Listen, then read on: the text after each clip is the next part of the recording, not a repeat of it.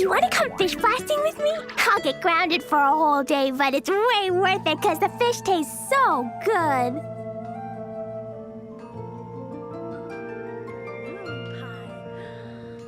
That's what I'll make tonight. Dodoko? Dodoko, where are you?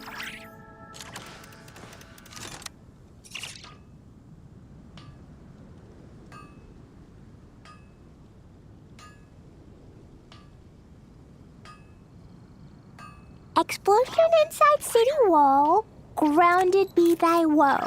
Explosions can hurt people, Jin can be dreadful. Mondstadt be bombed, Klee be doomed. Those are the survival rules that the Knights of Favonius gave me. These bombs, so heavy.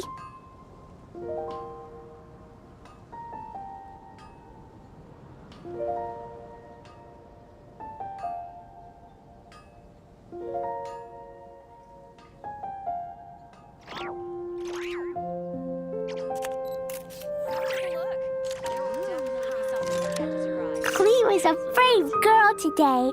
I found a really weird-looking lizard. Want me to show it to you?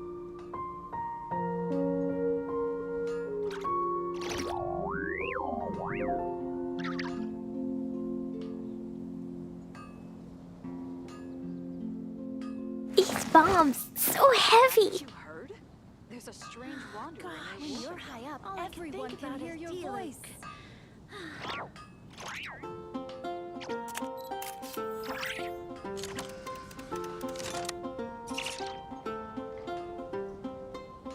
Dodoko? Dodoko, where are you?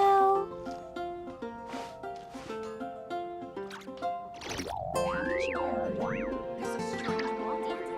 Of course they're flowers. When you're high up, everyone can hear your voice. Gosh, all I can think about is dealing. These bombs, so heavy.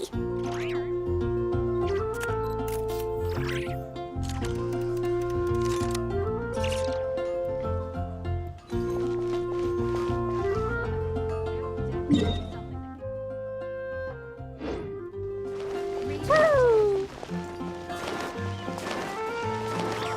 La la la.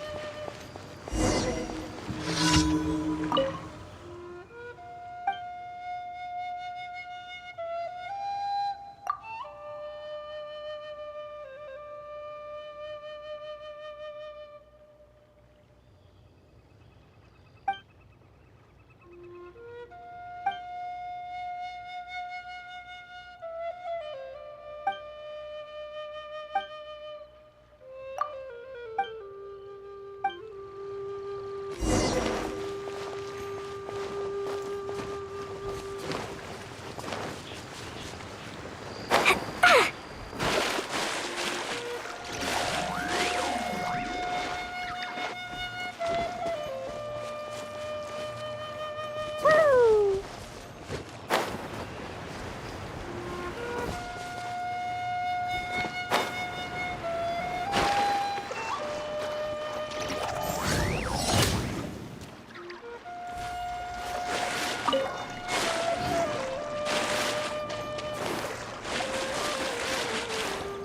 La la la, woo!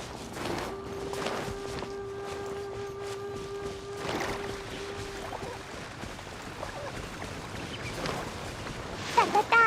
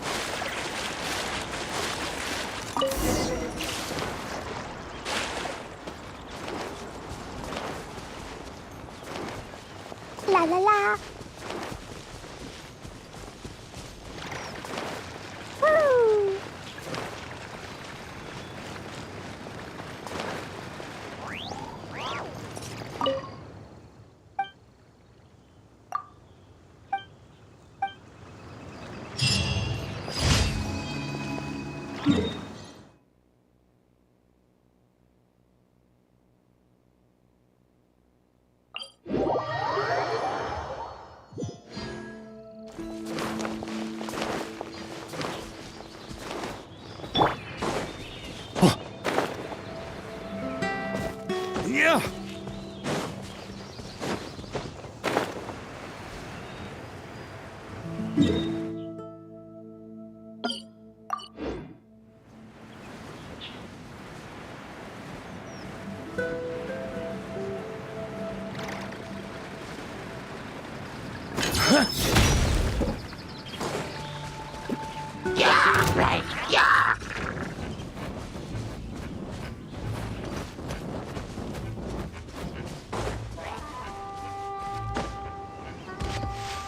Accelerating.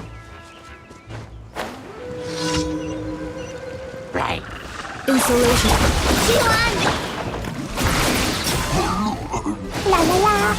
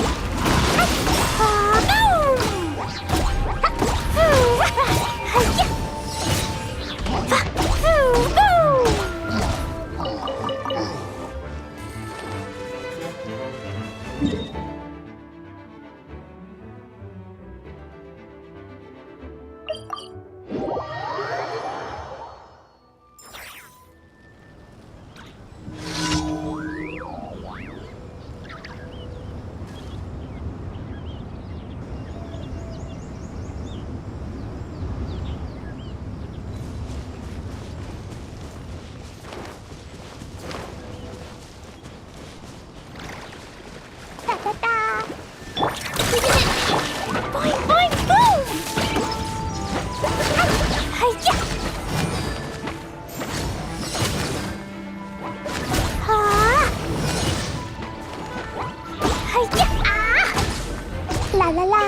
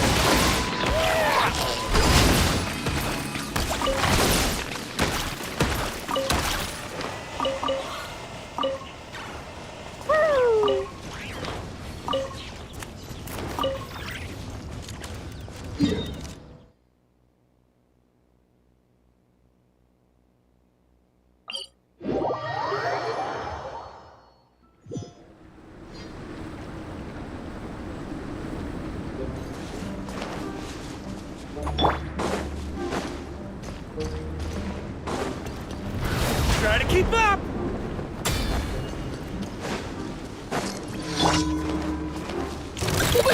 Go claw! Creeping in! Try to keep up!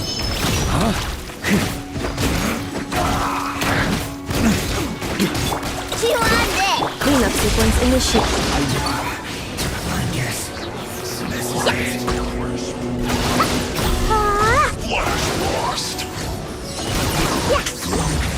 Disgusting.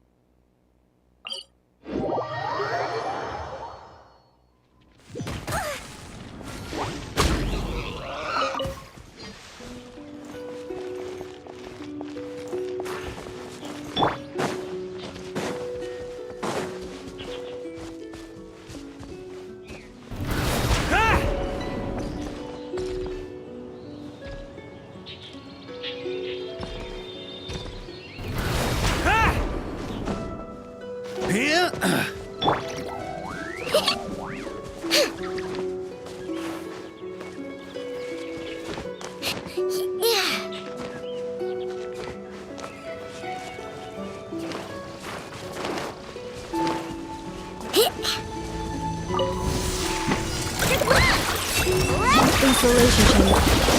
Boing, boing!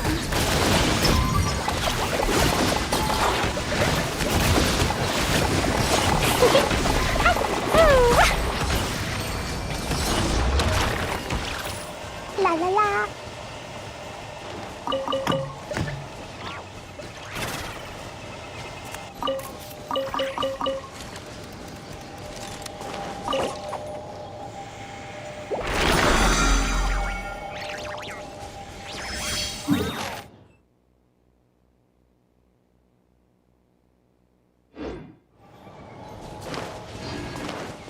Da da da. Woo! Da da da.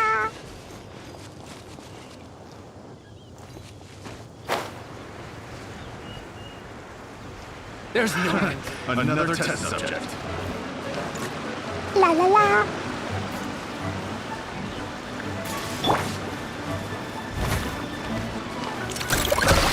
Ding dong. Cleanup sequence initiated. Annihilation mode. Accelerating. The wrong test subject.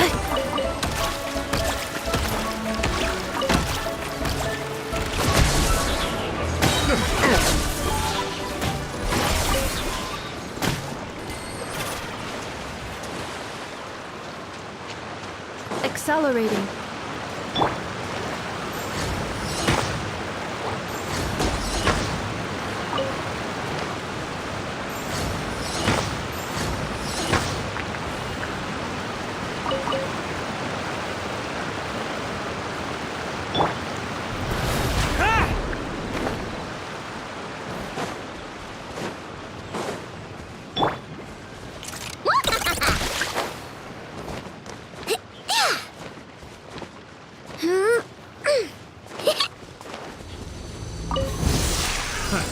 Another test subject. Go claw. Done.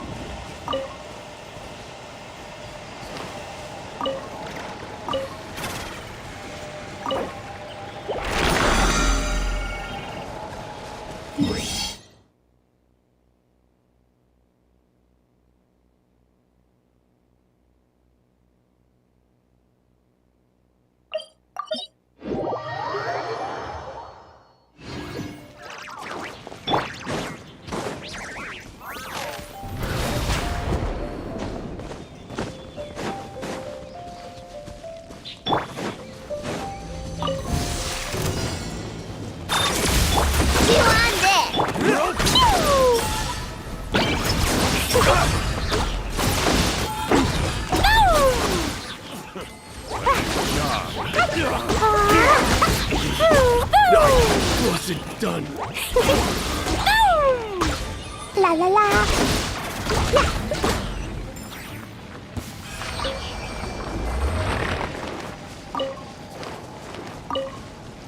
Da da da.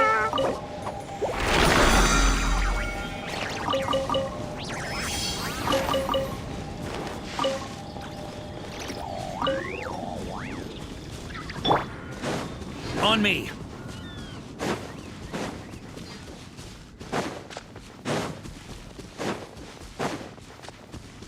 Huh? Yeah. Go claw. Boing boing. Oof.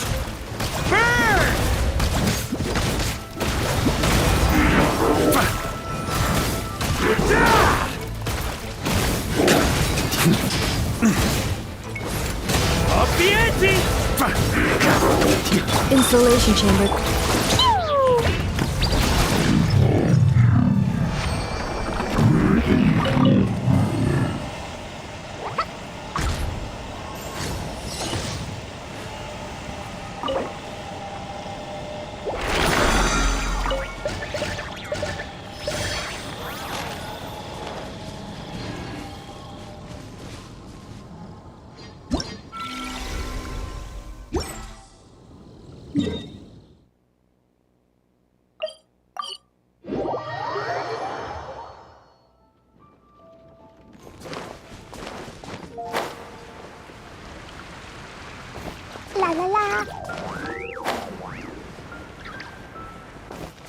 Ad Astra Abyssosk.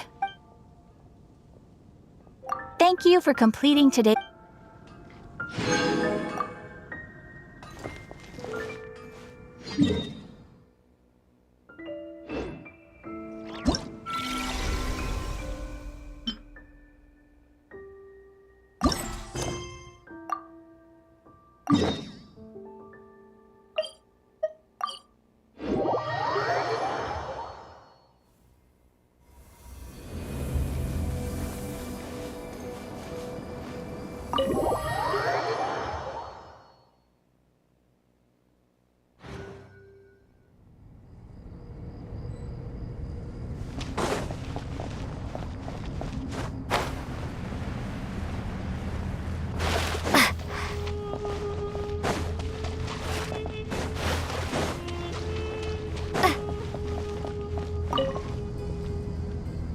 To what extent we can implement the final plan depends on how successfully the Akasha can be modified and configured. And to make sure the configuration works, Aru will also need some further optimization. Yeah, no surprises there. Once we roll this out, any Sumeru citizens who already have Akasha terminals can simply continue to use their existing devices. This still leaves us with a significant equipment shortage, though. Many groups of people were never issued Akasha terminals, including mercenaries, the desert folk, and many others. We'll need a supply of rare materials for the renovation of Aru and the production of new terminals. Right now, the best place to source these locally is from the primal constructs within King Deshret's mausoleum. Time is not on our side here. It's gonna be a race against the clock. The Aru merge and renovation project will have to be carried out by you two. Everything's riding on this, so failure is not an option. Best of luck to you both. As discussed, General Mahamatra Sino and Mr. Hat Guy will source the required materials. Mr. Sethos is quite familiar with the layout of King Deshret's mausoleum. With him accompanying them, things should go quite smoothly. I have every confidence. In the meantime, we may as well take a breather. Makes sense. There's not much we can do until the materials arrive. Get in formation and stay close. What is this, boot camp? Knock it off. It's just Sino being Sino. You know what he's like. Everyone clear on our mission objective. Look at the excess primal constructs, dismantle them, and extract the required materials.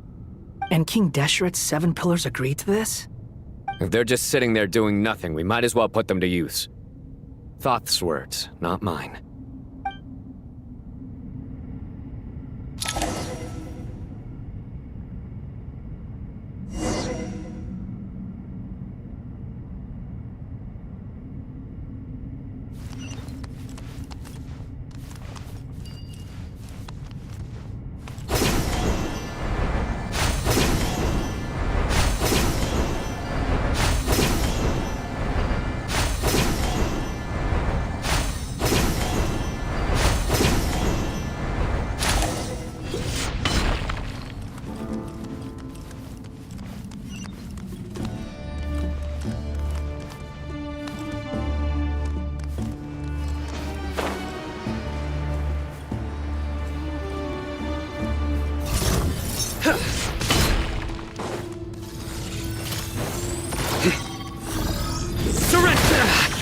Well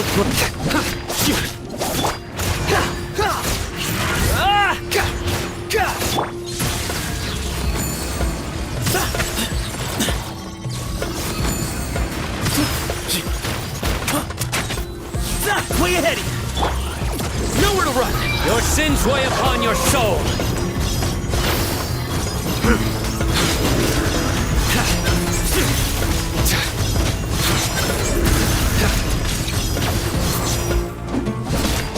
Give me some space.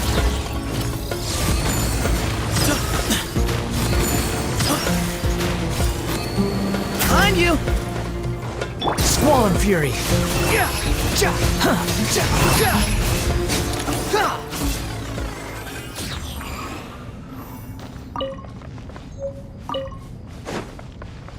Quit following me.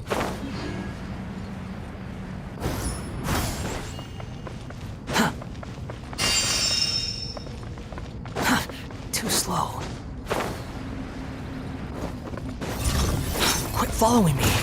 The wind rises.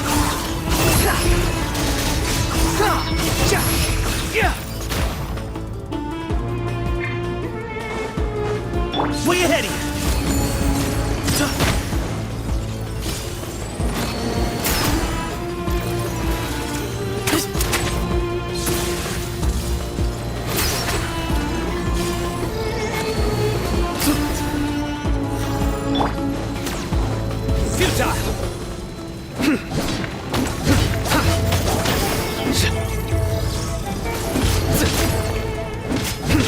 Behold!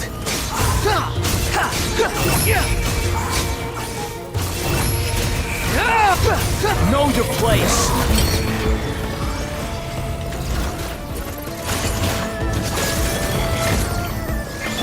Excuse me?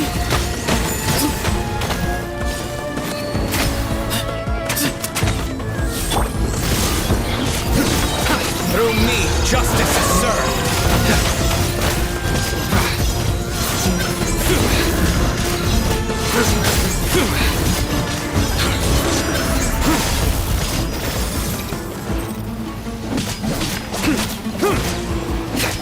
Nowhere to run! Give me some space.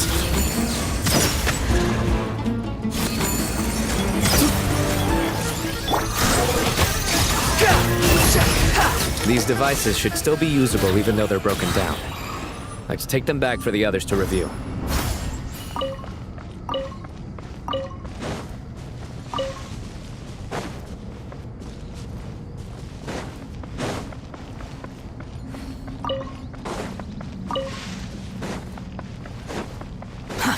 Too slow. Too slow.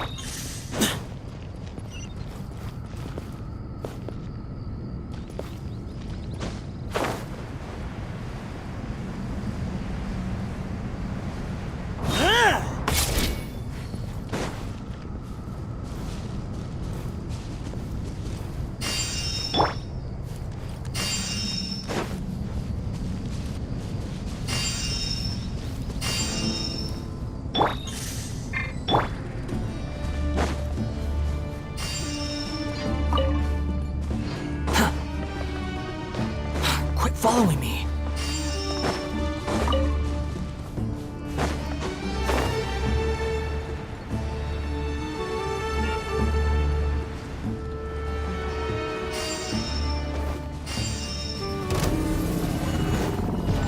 Squall Fury.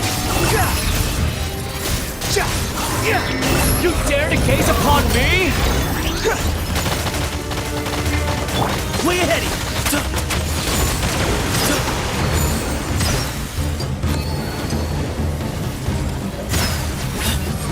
Give me some space. Behind you.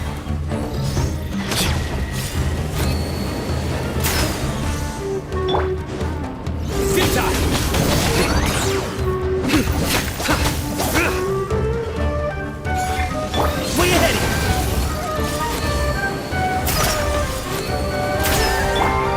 Nowhere to run. Judgment is upon you.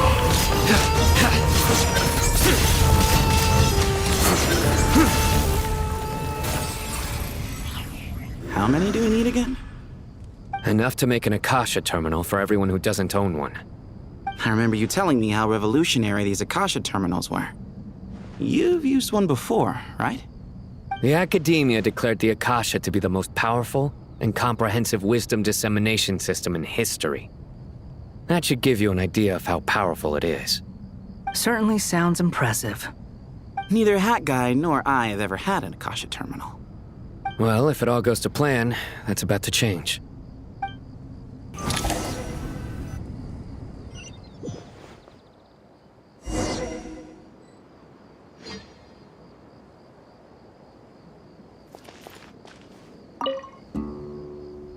Oh, goody! Thank you so much for handling the delivery. What a long way it was. You've really outdone yourselves. I'm well aware what a bumpy, dangerous journey it must have been. Now, I would have loved to oversee the process myself, but of course, those of us who know the plan can't leave the mausoleum. Oh, trust me, I'm patting myself on the back for my assembly work here. Simply flawless work. But will you really be needing all of this? According to our plan, yes, this is the quantity required. I have no complaints about the quality either. Only the price. So expensive. I heard you covered a lot of the funding out of your own pocket. Oh, that's an exaggeration. The academia provided most of the funds. I just offered a small token of my goodwill. Of course, the real tragedy is how little profit I'm making on this. You know, it's a serious crisis when you can't even make money out of it. It's really quite a beautiful design. And I'm intrigued by how such a diminutive device is able to output the power of the Light Realm. Did you attend the lecture on Light Realm energy, Madame Farzan? I don't believe I saw you there. Of course I attended. I was just a little late, so I had to listen to the whole thing from outside the back door. Anyway, I have a perfectly good understanding of Light Realm, elemental and abyssal energy, as well as the relationship between the three. Good to know. Master told me in private that the conversion process between Light Realm energy and elemental energy involves highly classified knowledge that shouldn't be disseminated too widely. But even so, the scholars still shared said information. Well, you can't enforce a rule that everyone breaks. Is that the idea? At first, the Dendro Archon was reluctant to explain it in great depth for safety reasons. Later, she came to terms with it and simply informed my master that we would all have to face the question of survival together. To protect someone from such dangers means keeping them in the dark, but for someone to know and embody the wisdom within, they must understand its very essence. It's an information hazard. We're exposed to danger just by knowing the facts, and just like bait, it lures us in by offering us the solution to our problems. But if you're not careful, you'll end up pursuing it down a dark path. A tricky problem. But today, this big problem has been broken down into many smaller, more trivial ones. What do you mean? I get it. For instance, you and I share secret knowledge, while she and I take on the risks of life, death, and fate. Something like that? Hey, what? That is not what I call a trivial problem. Well, as they often say in Vahumana, an event that is monumental to the individual is negligible in the grand scheme of history. Generally, the fate of the individual is an insignificant affair. Being from Amorta, where the subject of our research tends to be a lot more personal, I have to disagree. It's hard to dismiss the individual as insignificant. In other words, the big problem of survival has been broken down into many small, interconnected factors, and each one of us represents one of those factors. When the same secret is shared with a group of people, the same fate binds them together. Most people would find this unimaginable, but to us scholars, this is the path that has always beckoned to us. Sharing knowledge is a good way to fight against fate. I will always believe in that. All right, I think that's everything. Thanks a lot. But don't go anywhere just yet. I'll still be needing you to calibrate the equipment.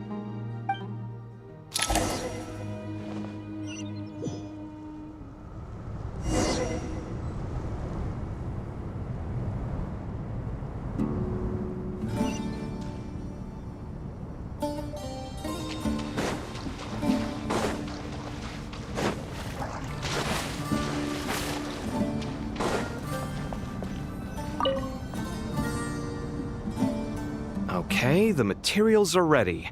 We can proceed with the next phase. Al-Haytham, how are you getting along? Most of the information in Aru is written in ancient desert scripts.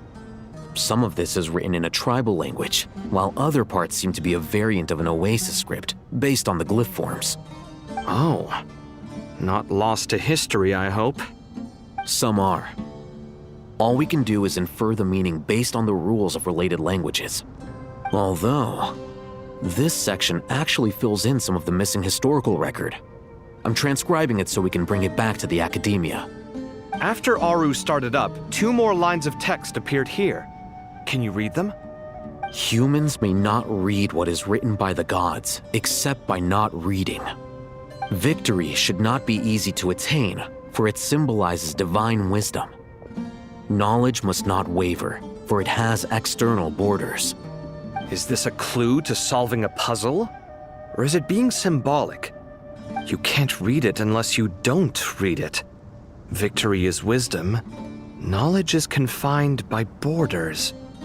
Wait, I think I've got it. It's a metaphor, isn't it? It's talking about...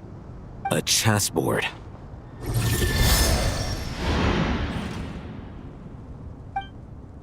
You were right. The youth of today are skilled at solving riddles. Have the secrets buried in the desert not been unearthed over the years all the same?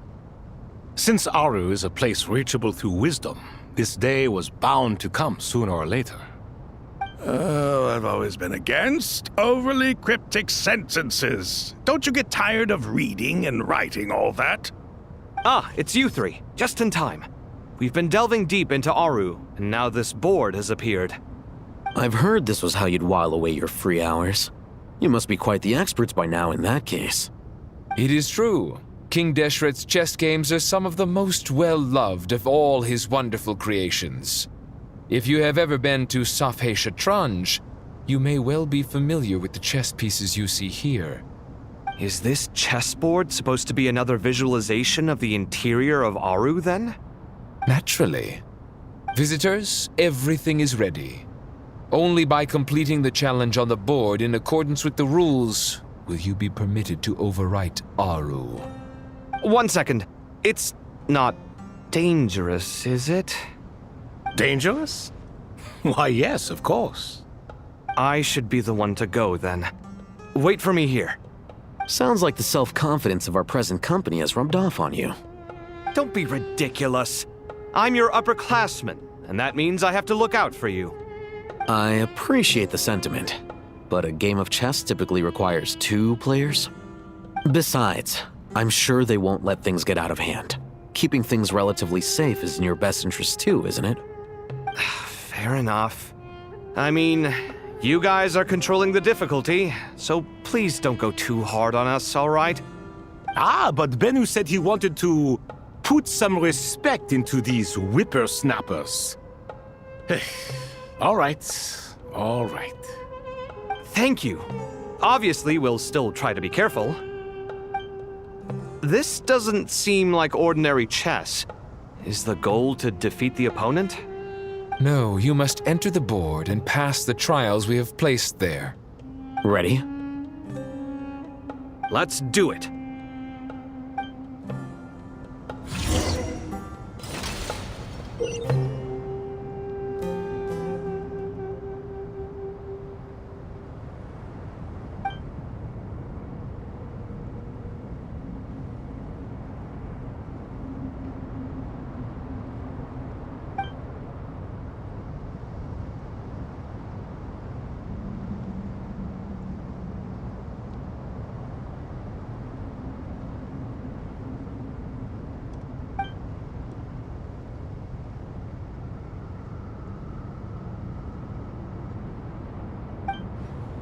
The first trial is posed by me.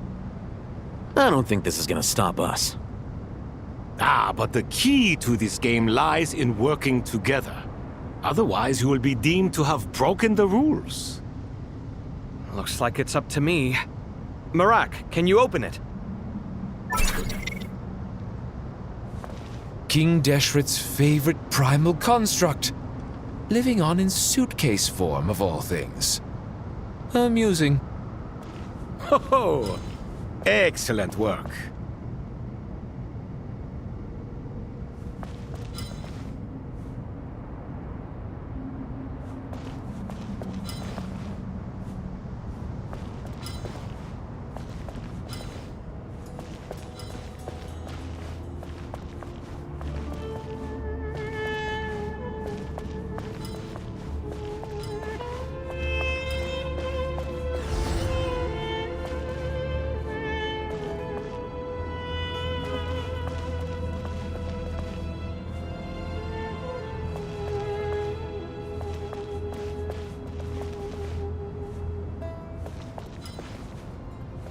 Strange time to catch up on sleep. I'm not sleeping, I'm thinking! It's not that simple, you know.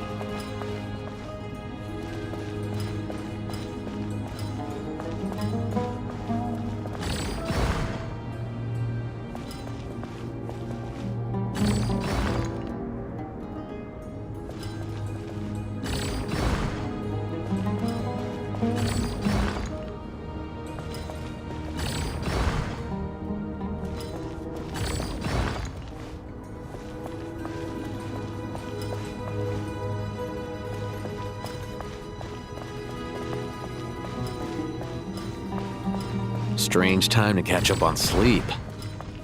I'm not sleeping, I'm thinking! It's not that simple, you know.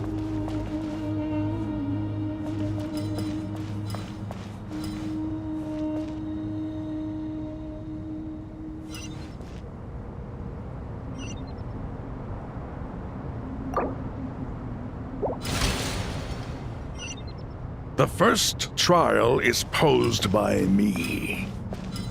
I don't think this is gonna stop us. But the key to this game lies in working together.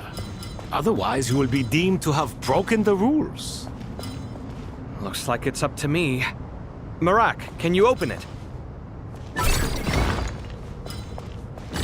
King Deshret's favorite primal construct, living on in suitcase form of all things. Amusing. Ho-ho! Excellent work.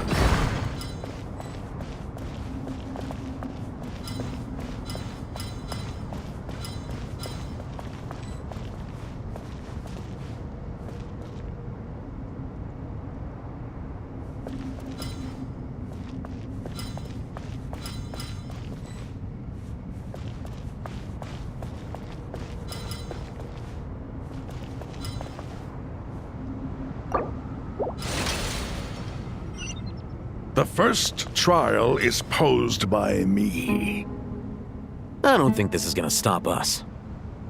But the key to this game lies in working together. Otherwise, you will be deemed to have broken the rules. Looks like it's up to me. Marak, can you open it? King Deshret's favorite primal construct, living on in suitcase form of all things. Amusing. Ho-ho! Excellent work.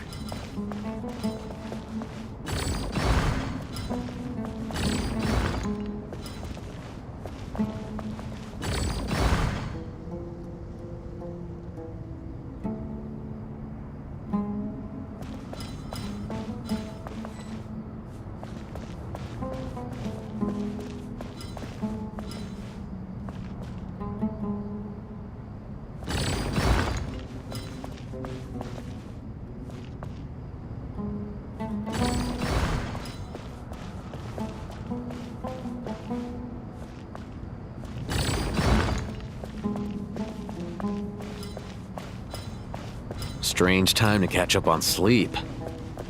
I'm not sleeping, I'm thinking! It's not that simple, you know. The first trial is posed by me. I don't think this is gonna stop us.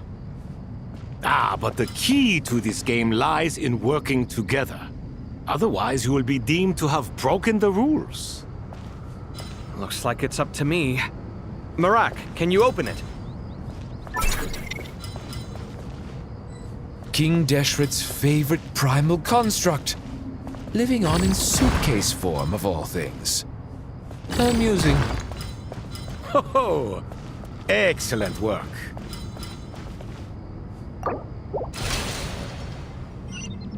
The first trial is posed by me. I don't think this is gonna stop us. But the key to this game lies in working together. Otherwise, you will be deemed to have broken the rules. Looks like it's up to me. Marak, can you open it? King Deshret's favorite primal construct, living on in suitcase form of all things. Amusing. Ho-ho! Excellent work.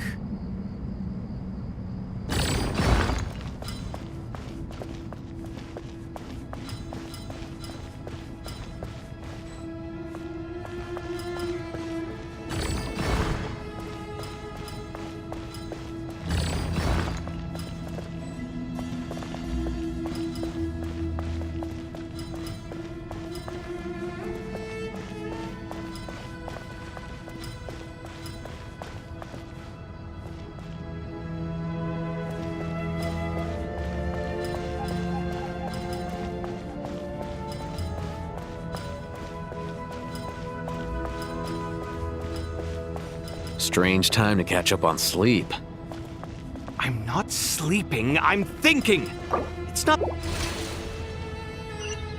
The first trial is posed by me. I don't think this is gonna stop us. But the key to this game lies in working together.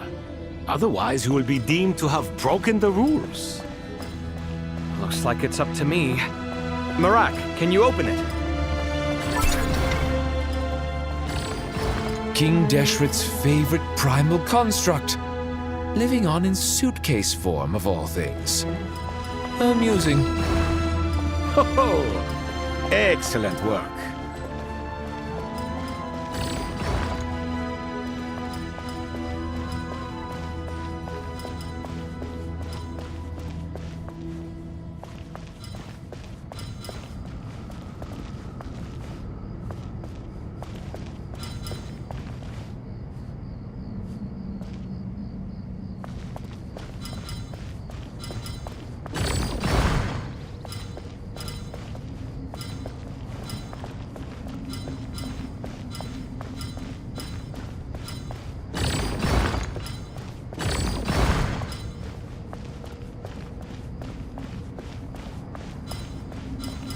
Strange time to catch up on sleep. I'm not sleeping, I'm thinking! It's not that simple, you know.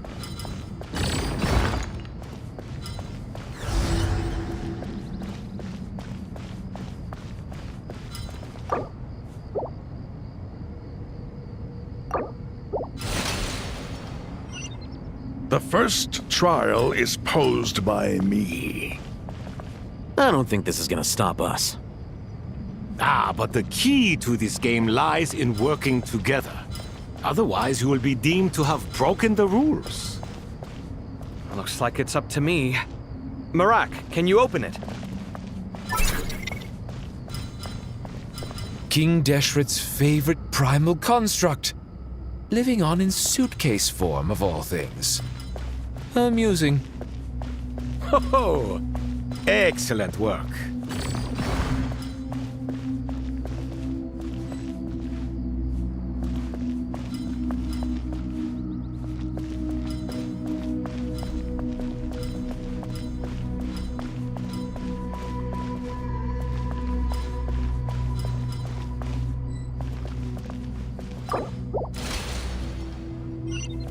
The first trial is posed by me.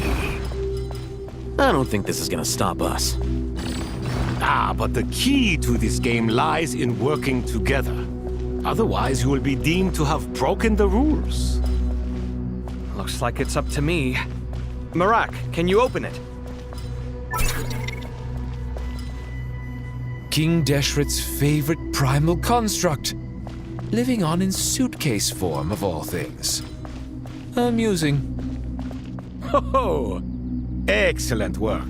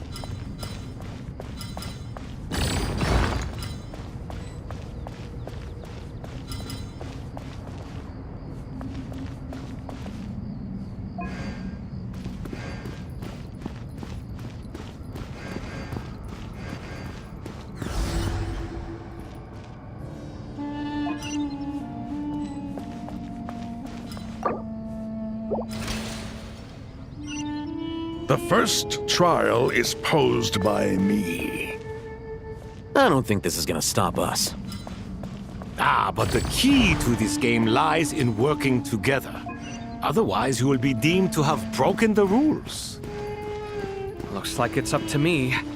Marak, can you open it? King Deshret's favorite primal construct.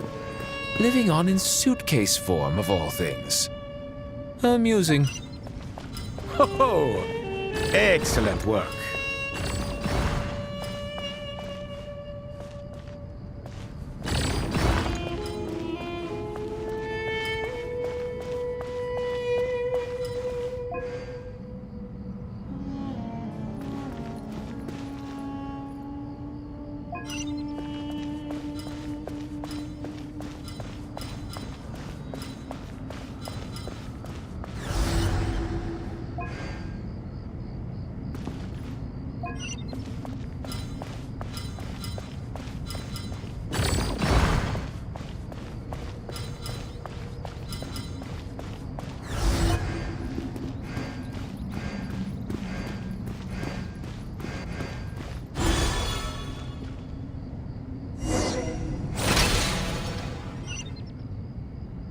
Now is the time for my trial.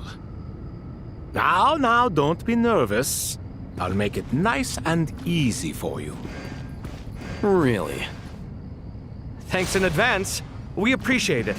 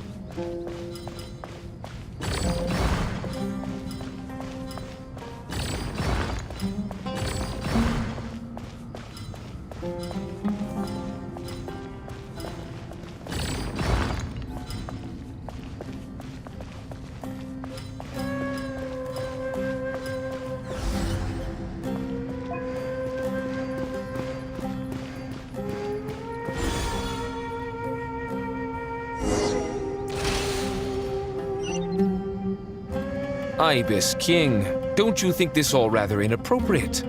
You may as well be handing them victory on a silver platter. Do not expect me to follow your lead. Ha! Suit yourself.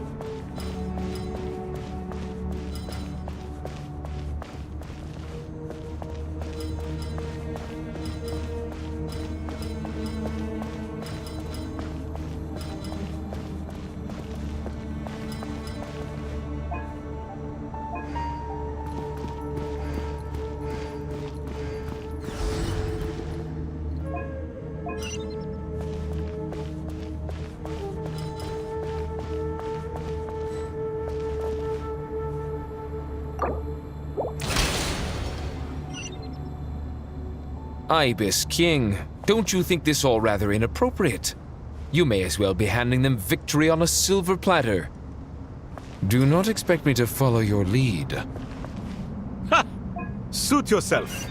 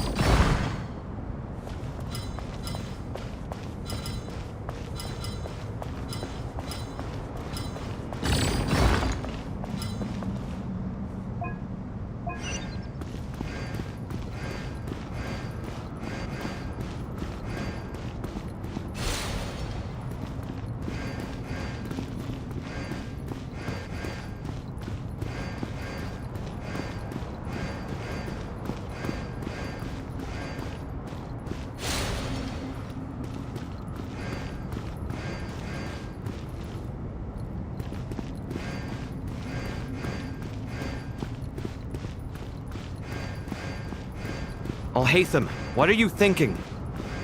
If you don't want to wait, you're free to leave. I never wanted to wait in the first place! Chessboard gave me no choice.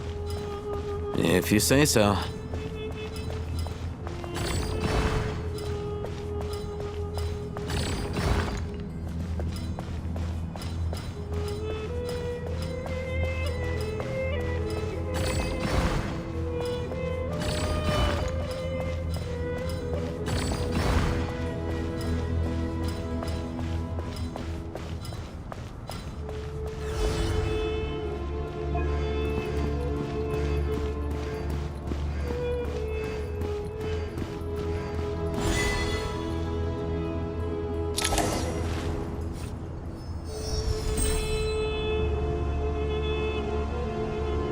Done.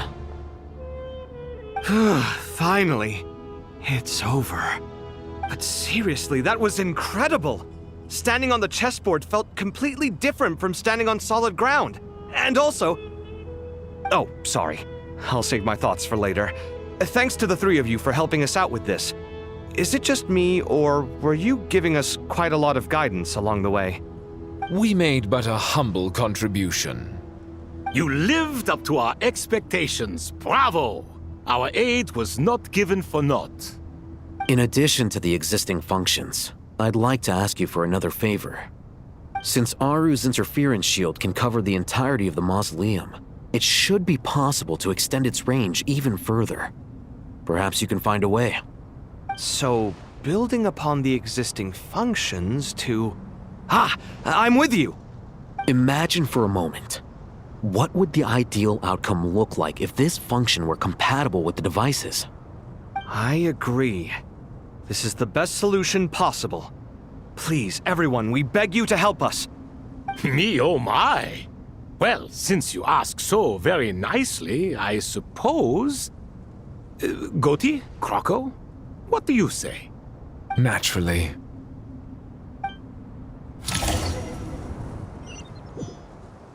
Time to go! Let's go find Nahida!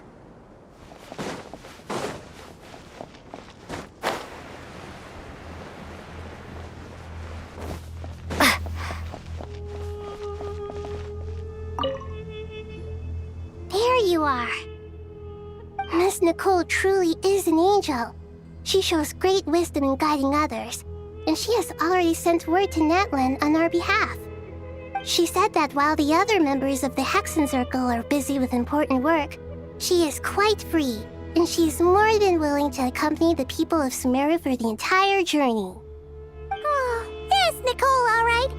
Always super patient and loves to help everyone out. She's the best. She is. So kind and enthusiastic. Well, time for us to get going. Let's head out.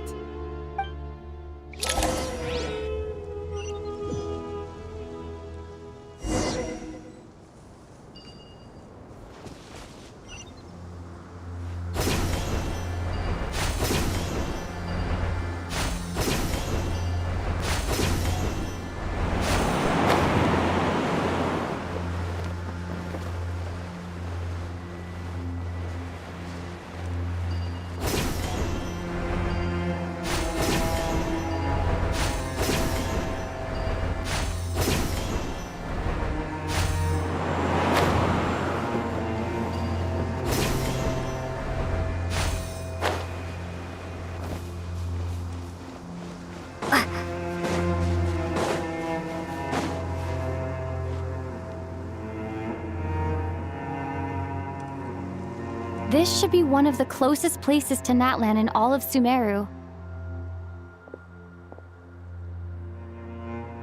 There's the barrier Nicole and Nefer mentioned. It completely cuts this nation off from the others. But why? Why separate you from the rest of the world now, specifically? And if I'm not mistaken, Irminsul was polluted once before, wasn't it?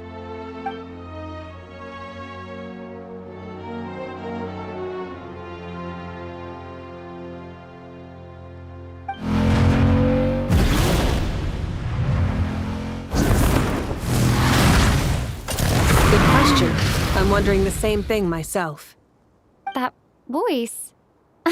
Muika, you got here pretty quickly. Hello, traveler. It's been a while. Hello there. Hello, Dendro Archon. Muika, I apologize for asking you to meet at the border on such short notice. I also apologize for not being able to greet you in person. The form in which you see me now is one carried by the Traveler. The real me is inside the mausoleum of King Deshret, and I am reaching out to you with my mind from here. Irminsul has been infiltrated by the Doctor.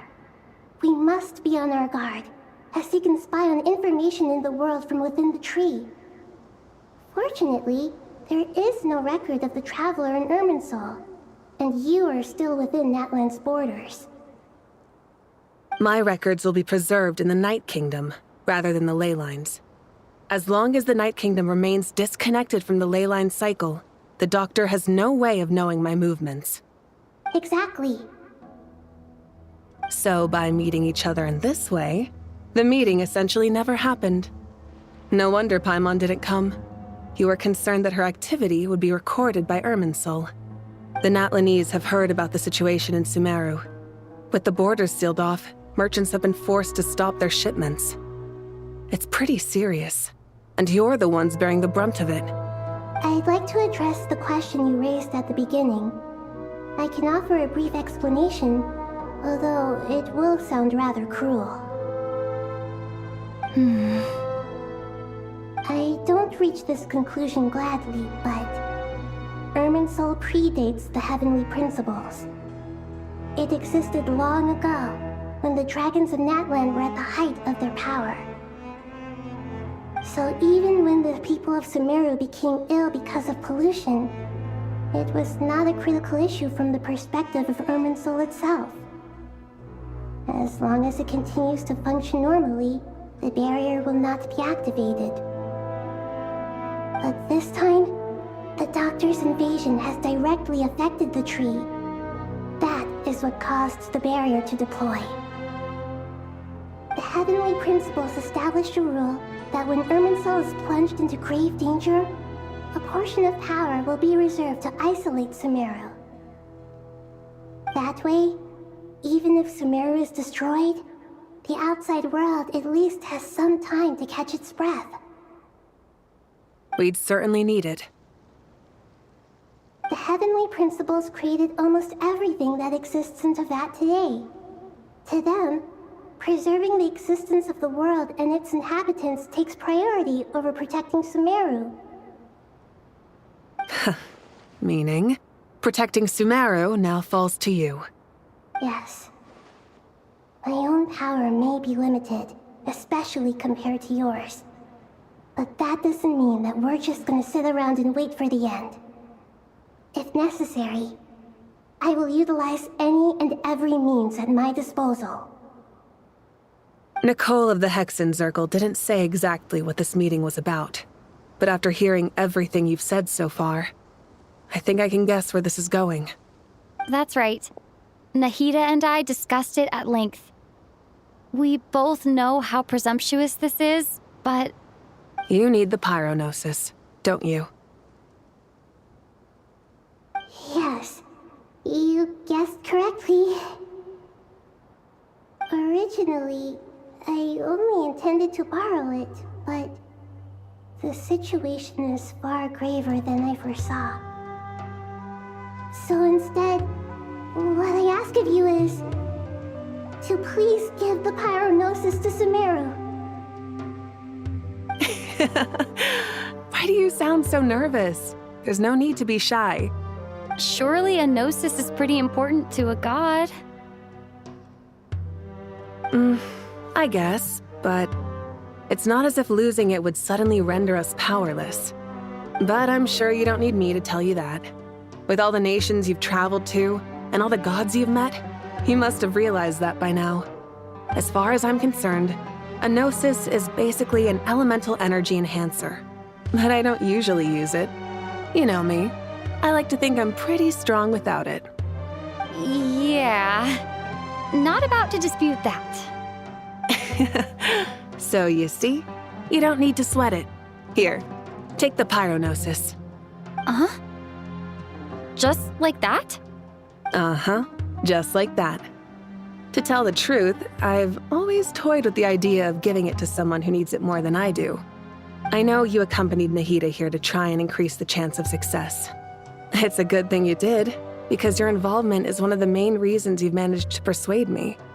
Are you sure about this? Handing over your gnosis just because of me? I won't try to quantify it, but trust me. Handing over the gnosis to Tumaini is far from the craziest idea I could think of. Besides, even if you hadn't come here personally, I think I still would have agreed to Nahida's request. Irminsul doesn't just affect Sumeru. It impacts all of Teyvat. I know all too well how difficult it can be to protect the things you care about. So logically, morally, or however you want to cut it, helping you is the right thing to do. You don't need to tell me the specifics of your plan. Where the gnosis is involved, the tighter the secrecy, the higher your chances of success. Moika, my heartfelt thanks go to you and the people of Naplan. Don't mention it. But now for the hard part. How do I actually give it to you? The Irminsul barrier is right in the way. I have an idea.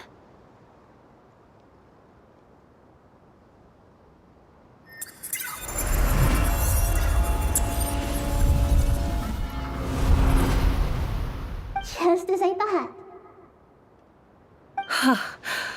Incredible. What did you do? Just made a lucky guess.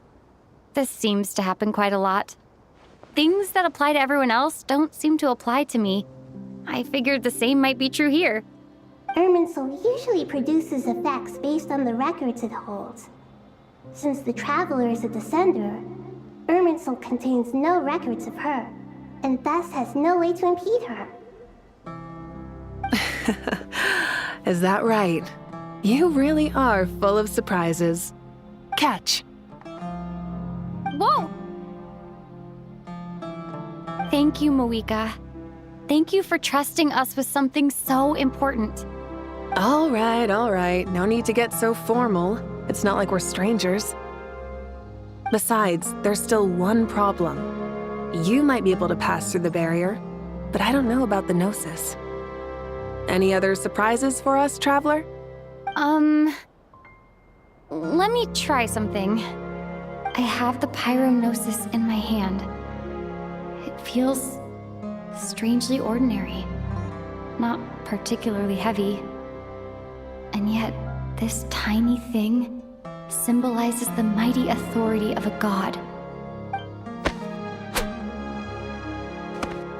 I need to think hard about my memories of Pyro. My memories of journeying through Natlan. All those important experiences I've had. The gnosis disappeared. Traveler, are you alright? I'm fine. The pyronosis disappeared into my body, just like phlogiston. Maybe it resonates with you because you've mastered the power of phlogiston. You might not be recorded in the ley lines, but you're still our Tumaini. Whew.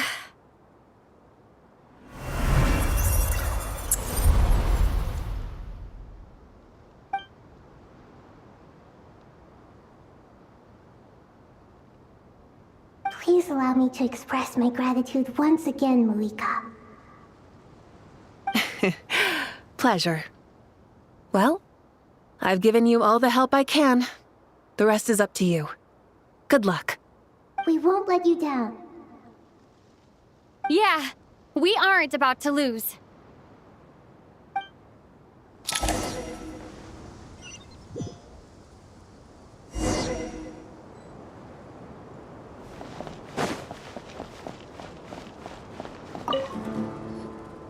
Traveler, Paimon, how are you feeling? Paimon's a teensy bit nervous, but only a teeny tiny bit. Seems like she's gotten way braver over the last few years, huh? Of course. After all the adventures you've had with the Traveler, I'm sure you've gained a lot of experience and grown as a person. I'm doing all right. What about you, Nahida? How are you holding up? With the negative effects of Irminsul, I'm a bit like a piece of fruit that's been burrowed into by hungry insects and left to rot. I'd be lying if I said it was nothing. But please don't worry. We all know what we're getting into, and we've prepared as well as we can. I believe in everyone. I believe in you. And I believe in myself. Stoking the fire inside oneself is certainly one way to live, but knowing when to rely on one's companions is also a form of great wisdom. I've been quietly learning little things from everyone, like plucking tufts of fur from a sumpter beast. Me too. With the constant traveling, I'm always learning and growing. That's the journey of life. I think there's someone else here who would share that sentiment. Don't worry about what I think. I was just passing by and happened to overhear your conversation. What are you talking about, Hat Guy? This is the top floor. No one passes by the top floor. Says who? You can fly just like I can. I would have thought it makes sense to you of all people. I don't know why, but I feel a little more relaxed now. It shows that you feel comfortable laying down your burdens in our presence. It means that Sumeru is a place you can trust, where you know we have your back. And we feel exactly the same way around you. That's what it means to be friends.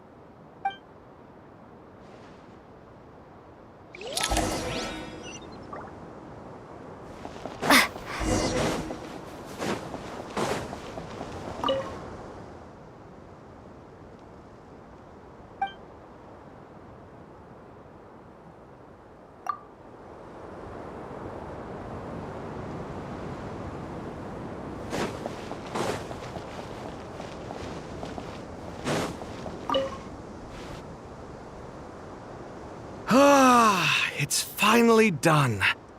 Ugh, but I have a nagging feeling that there's something I've forgotten. Oh, there you are. Everything wrapped up on your end?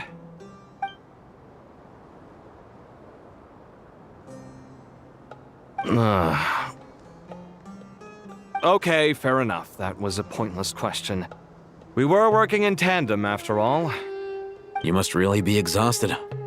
Well, it's been a busy day for both of us. When work ends, you clock out. No looking back. Yeah, we're definitely due a break. Probably a little late to start drinking now, though. I'll stick with water. Here, this one's for you. Thanks. You want a bite to eat? I can grab us something. Or wait, I think there's a stove nearby. Let me take a look. Are you nervous? A little, yeah. Unlike you, it seems. How are you not feeling at all nervous?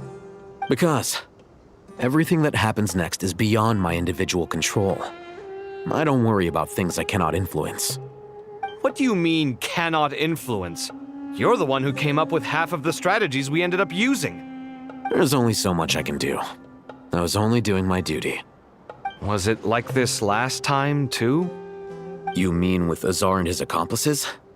Yes and no. The situation back then was easier to control, but we weren't as prepared as we are this time. So the enemy is stronger, but so are we. I still vividly remember the way you interrogated me in the library after the fact. Where were you when Sumeru needed you most? If your memory is so vivid, you might also recall that it was you who came looking for an argument. You're often the one who initiates these things, you know.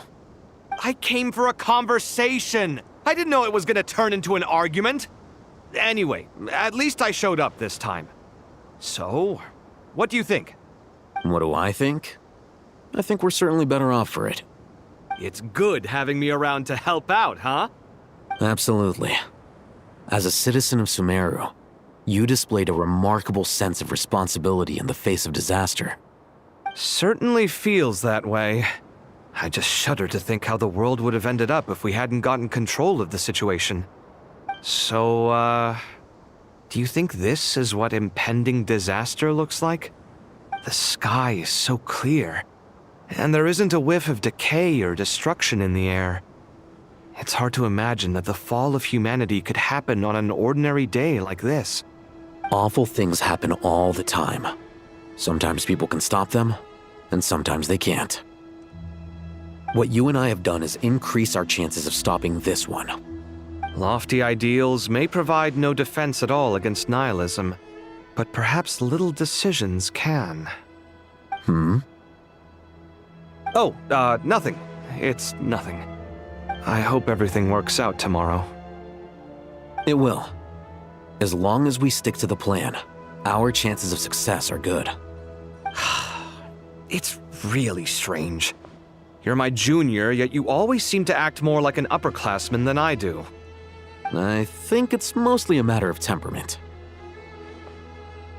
Ugh. Walked right into that one, didn't I?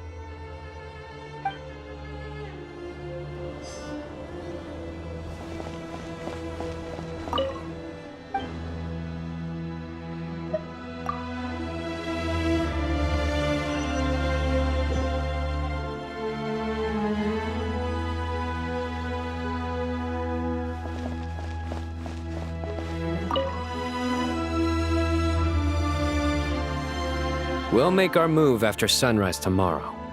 Good. Is everything ready? As much as possible. That'll be enough. Don't let the pressure get to you. We'll take things one step at a time. That's how we've always done it. Master Tainari! Mr. Sino! So this is where you were. I brought some juice and some water. Would you like some? I know how easily you get dehydrated in the desert, so you should definitely have some water. In which case, I'll have the juice. I gotta ask, though. Who's on juice-making duty at a time like this? Madame Farazan said she was feeling a little nervous, so I told her about the automatic juicer my friend invented. She took it right off me and started making carton after carton of juice. A juicer? Did Sucrose send that to you? Yeah. I hadn't had the chance to try it out before this incident occurred, but I couldn't bear to leave it behind in Gandharvaville. The juice is very sweet. I think so too. Kale, how are you feeling? Physically, I'm okay, but it just still feels strange to me. Why would a great power like this come to someone like me? I know the feeling well. That same question ran through my mind every day as a kid. At least now, you have someone who can relate to you. All the more reason that you should apply for Spontamod. Tainari fiercely opposes the idea, though. Those two things are completely unrelated. What are we all chatting about, Would anyone like any juice? Oh, you have some already. I had some earlier, ma'am. Maybe give the extra to someone else? Very well, very well. I shall be off then. There's this enormous power, and then there's little old you. You feel like there's no connection between the two. And that sense of dissonance is difficult to get used to. Yeah. But after all this time, I can't believe this stuff still gets to me sometimes. Makes me feel a little childish. Kale, just because we normally keep the conversation light doesn't mean we can't discuss deeper issues. I don't think it's childish at all. You were the victim of a terrible crime. It's normal to struggle with the fallout from it. You have absolutely nothing to be ashamed of. My professor once told me that no incident can be considered truly resolved until the victim says it's over. Your rage and your pain are completely justified. Thanks. Miss Nicole said that the same god remains which were once used to inflict so much pain upon me have now become a weapon with which I can protect everyone. It's like my own personal kind of evolution. Every innocent person who's been hurt needs time to realize that it wasn't their fault. I was the same. But it's all about to be over. Tomorrow, it ends for good. I don't know if you've noticed, but you rarely stumble over your words anymore, and your outlook has become much more positive. It's a big change from how you used to be. And since this isn't over, you can settle the matter on your own terms. It's time you seized back control. I believe in you. Yeah. Sumeru is my home. And it's so important to me. I have to protect it. No. I will protect it. And once you're done, how about you come back and apply for Spontamod? Stop it with the sales pitch, would you? Hey, excuse me. There are still 3 unclaimed cups of juice here. Why don't you take one each? Ugh, my arms are getting sore from carrying them around everywhere. Madame Farazan, why are you... Here, let me take them off your hands. Thank you, Madame Farazan. Drink up and enjoy my handiwork. I think I'm going to make something else now instead. Please, try to relax, Madame Farazan. Your nerves are starting to get the better of you. I know.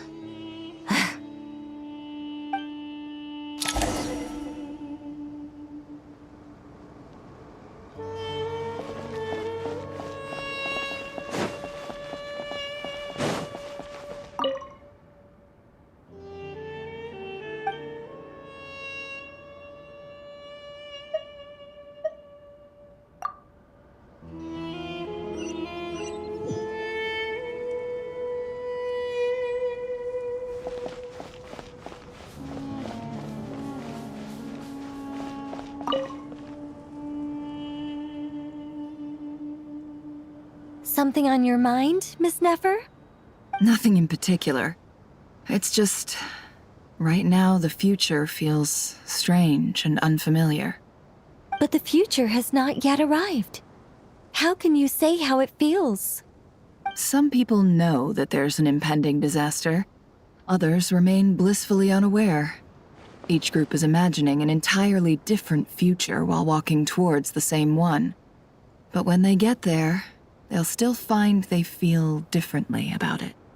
People are shaped by their circumstances. Different circumstances create people with different perspectives. I've always found the perspective of the Vahumana Darshan to be a particularly incisive one. Even at the height of the crisis in Nodcry, people held diverging opinions. But things are different this time. Indeed. Regardless of faith, gender, wealth, skin color, or eye color, everyone in Sumeru knows what will happen tomorrow. The world has never been an especially fair place. Yet now, against all odds, a moment of unprecedented unity and equality is about to take place. It's fascinating. If only my father could have lived to see this era. Era. To me, that term represents a much greater span of time. It can be an unsettling word. I would even say I'm afraid of it. Do angels even feel fear? Yes, at least I do. I fear the gap that grows wider with each passing day and the never-ending flow of time. Time renders all memories insignificant and reduces all splendor to nothing. But those memories are the one thing I do not want to lose. You're very human in that regard. If angels draw too close to humanity, our wings burn away in the bright flame of awareness, and we fall to the earth. After spending so long among humans, I have lost much of my former glory. Maybe that's a good thing. You're more human than some humans are. I've been talking to Kale a lot in recent days. We seem to be in completely opposite situations. I suppose that makes us good case studies for comparison. Case studies for who? Myself, I suppose. After comparing the two of us, I suddenly discovered that I desired more than before. It was a gentle, pleasant sensation. Just as most people pursue glory and miracles, I too am pursuing miracles of my own. Guiding humans to make the miracles in their hearts a reality. That is my miracle. It doesn't sound so bad, does it?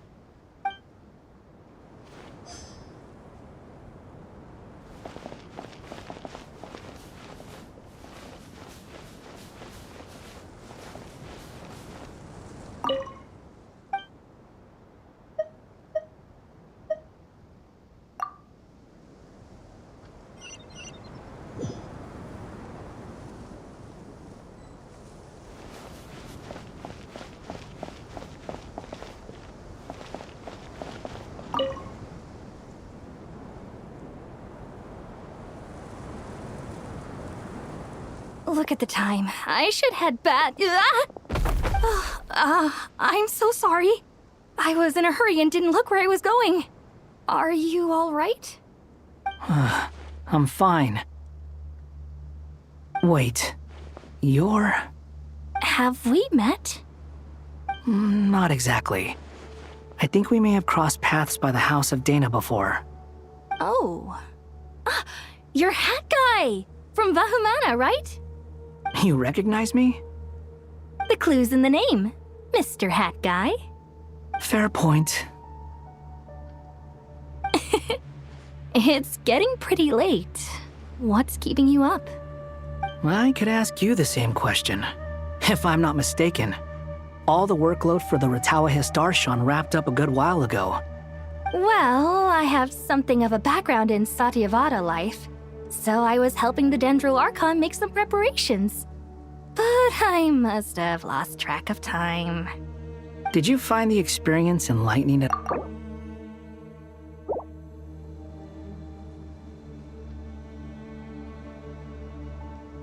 Honestly, it was tedious and uneventful at first. But eventually, I think I did sense some profound truths. But they also brought a lot of suffering with them. I was told that I even shed tears while I was meditating, though I have no idea why. Sorry. I hope I'm not scaring you. Not at all. It just proves you're very accomplished in your research. Good night. I wish you all the best for tomorrow. Thank you, sir. You too.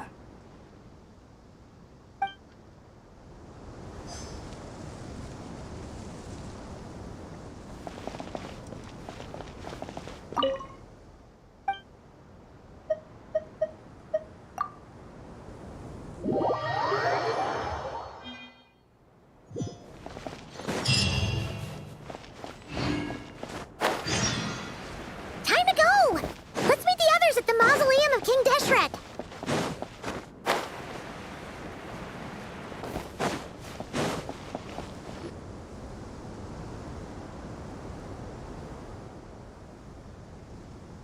I have not felt this way in a long time. Standing up high, gazing out at the rolling dunes.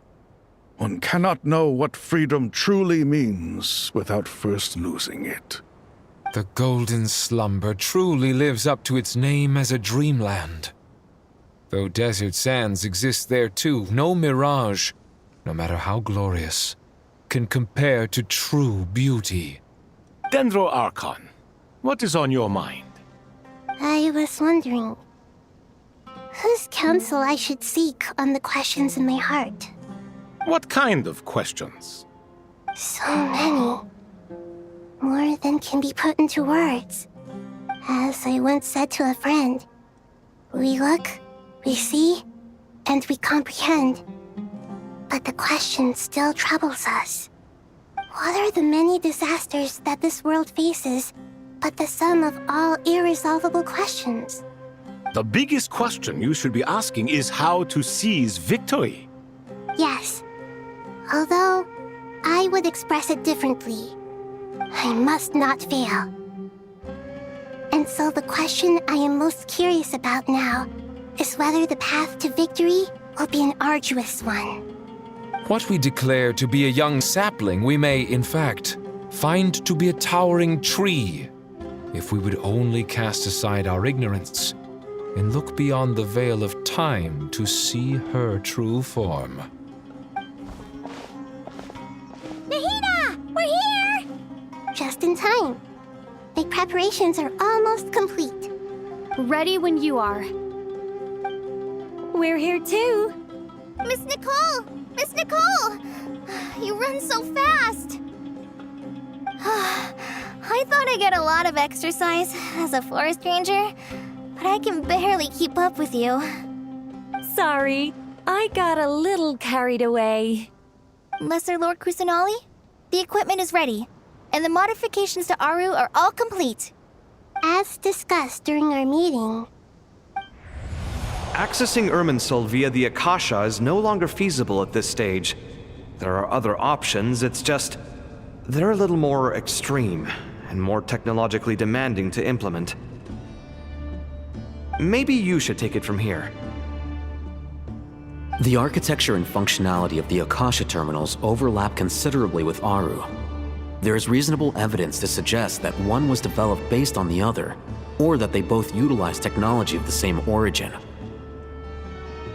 As long as the transplant and merge operation succeeds, Aru should theoretically work on a scale greater than the Akasha and approximately equal to Irminsul. It will become the largest active computing device in all of Teyvat. A system this powerful is capable of a lot of different things. In the past, the Akasha was primarily used for one-way information transmission, but I suspect it could also serve as a central bridging hub. In the pursuit of greater knowledge, some scholars have attempted to connect their consciousness to Irminsul through the use of terminals, incense, and meditation. Correct. In academic language, scholars who reach that stage are said to have entered Satyavata life. Hypatia has performed this practice many times in the past, and she was once under my care for a period of time. Right. And this at least proves that there is a zone within Irminsul that can be connected to. that's right. Providing wisdom to the people is one of the very reasons for Irminsul's existence. I think I understand where you're going. Please, continue. In that case, I'll skip to the conclusion then. We need to further modify Aru, merge it with the Akasha, manufacture terminals, and distribute them to every single person we can reach. Every person? Even the desert folk? Yes, everyone. I've already calculated the amount of raw materials we need. So you mean we're going to get new Akasha terminals? Yes, but this time the people of Sumeru won't be using them to acquire knowledge, just to connect to Irminsul. That's the key. When we evacuated the city, we brought all the important assets from the House of Dana, in case we ended up needing them. Fortunately, this included the Akasha system's main terminal. We've checked all the relevant records, and one thing is certain. Nothing like this has ever been done on this scale before, so... Everyone in Sumeru is part of the plan. Whoever controls the people controls the situation. Since this function of Irminsul was introduced, it has only ever been made available to scholars, who don't constitute a particularly large group of people. But by expanding the scale to include all the people of Sumeru, all the individual connections will stack up to create a significant load on the system. Under normal circumstances, Irminsul would be able to cope with the additional load. But with it already being under strain from other activities, its remaining capacity is limited. Thus, it might be possible to shut it down completely by overloading it.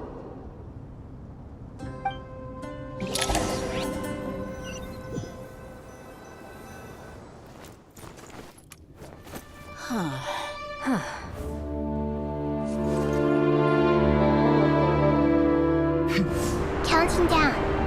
3, 2, 1. Are you ready? Ready!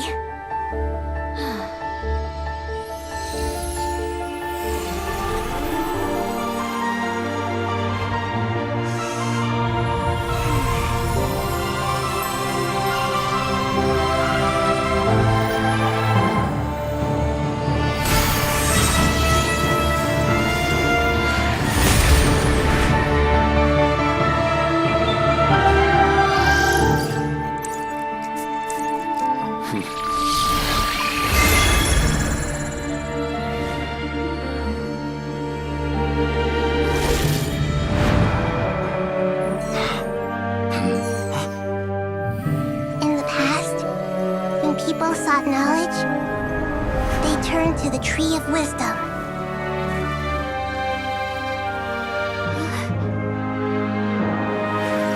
Today, we use it to save Sumeru and the whole world. These boughs that nurtured learning must not become tools for destroying the world.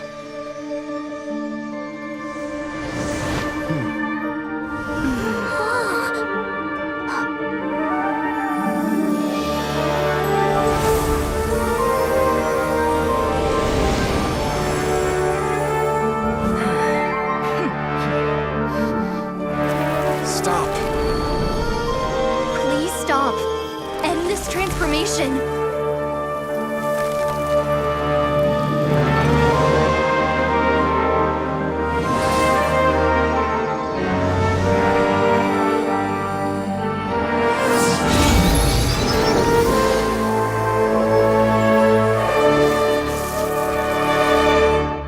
You would shut down Irminsul just to stop me? You fools. I have all the time in the world.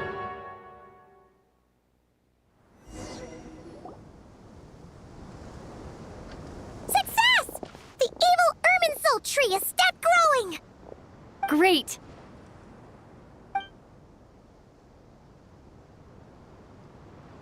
What a display of true courage!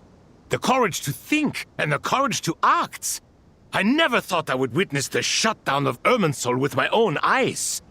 Perhaps this is human wisdom in action? Indeed, only humans could do such a thing. Gods are few and far between. What was once created for spreading knowledge is now used for another purpose. A rather ingenious plan. I am grateful to you three for your help. Only thanks to you were we able to extend Aru's interference capabilities to cover all terminals. Now, nobody who wears a terminal will have their activity accurately tracked by Irminsul. No matter how many eyes Dottore possesses, he will not be able to see us clearly. Now for the next step. I will need the help of your supreme powers once again. How might we be of service, Lord of Dendro? I need to reach the Eternal Oasis immediately. Right now? In that case, Ibis King, would you agree that this is a fine opportunity to dust off our old tricks? Never. I assume you have that chess set with you? You mean the one you gave to me as a gift? Asking for it back, are you? How could I? You misjudge me. I just wanted to show you another way you can use it. Connect to Safhe Shatranj.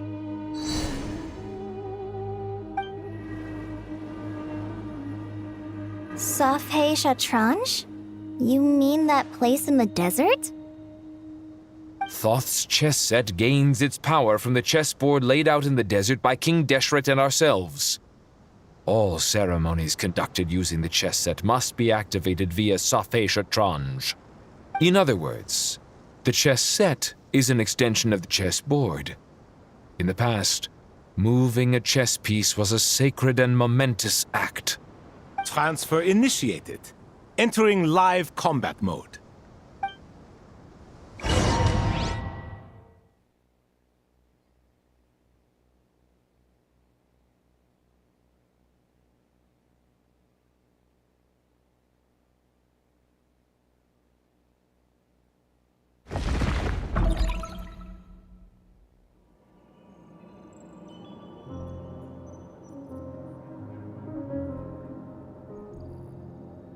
We haven't heard a single word from our spy in the desert. I'm afraid he might have been captured. Never mind. But we spent years turning him. And a lot of Mora. Nothing comes for free in this world, but the loss is not without its purpose. For a small price, we have wasted a precious amount of the limited time they have. Quite a bargain, if you ask me.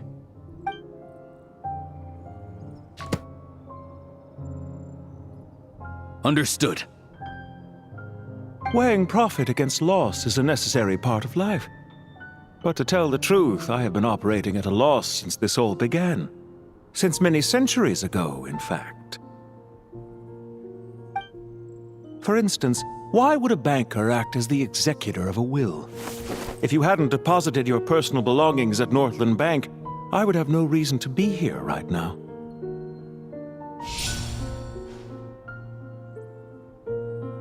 Dottore, I've placed your final data backup into the ley lines as per our contract. I trust we are now square for the safe deposit fees you paid. Is it not a little petty to split hairs like this, given our amicable relationship? I consider sound bookkeeping a matter of principle. Do not forget that you only live to see this day thanks to me. In fact, every day of your life since you met me, you've been living on borrowed time. Why, that's hardly a fair assessment. I will concede that my survival was perhaps at your whim, but I became a harbinger on my own merits. Managing money is not like other professions. Mine is not a role I could have acquired based on your recommendation alone, and certainly not one I could have lasted so long in without genuine ability. The information stored in the ley lines is quite comprehensive. Rest assured, I have not forgotten how strong your pride is. Well, I presume you have no sense of fragmentation while talking with me. How could anything possibly go wrong with such strict measures in place? The remainder of your soul was split in two, with one half sent to Nodcry and the other stored in the most secure vault of the Northland Bank. Though I must say, your disdain for the other segments is quite amusing. Zandik is you, and you are Zandik. Zandik created the segments, yet you, a segment yourself, reject him.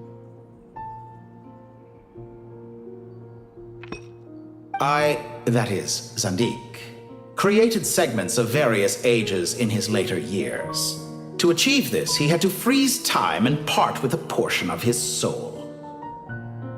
But as constructive as it sounds, it erases my uniqueness. If each segment is equally me, then by the same token, none of them are truly me.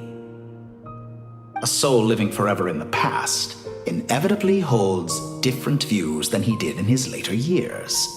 The same thing that completes me also restricts me. You too might ask yourself which stage of your life you want to be preserved at. The day your business failed? Or the day you were framed by a gang and sold off to a medical lab as a test subject? We needn't dredge up the past. This undesirable plan was eventually scrapped. Lesser Lord Kusanali was quite right.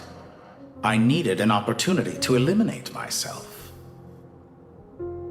And after that, I concluded that there was no more effective plan than directly splitting the soul. Once the soul is transferred out, you will find that creating a physical body is far simpler than creating a puppet. The other half of your soul suffered a crushing defeat in Nodcry, you know. And yet in the process, I obtained the information I always wanted, did I not?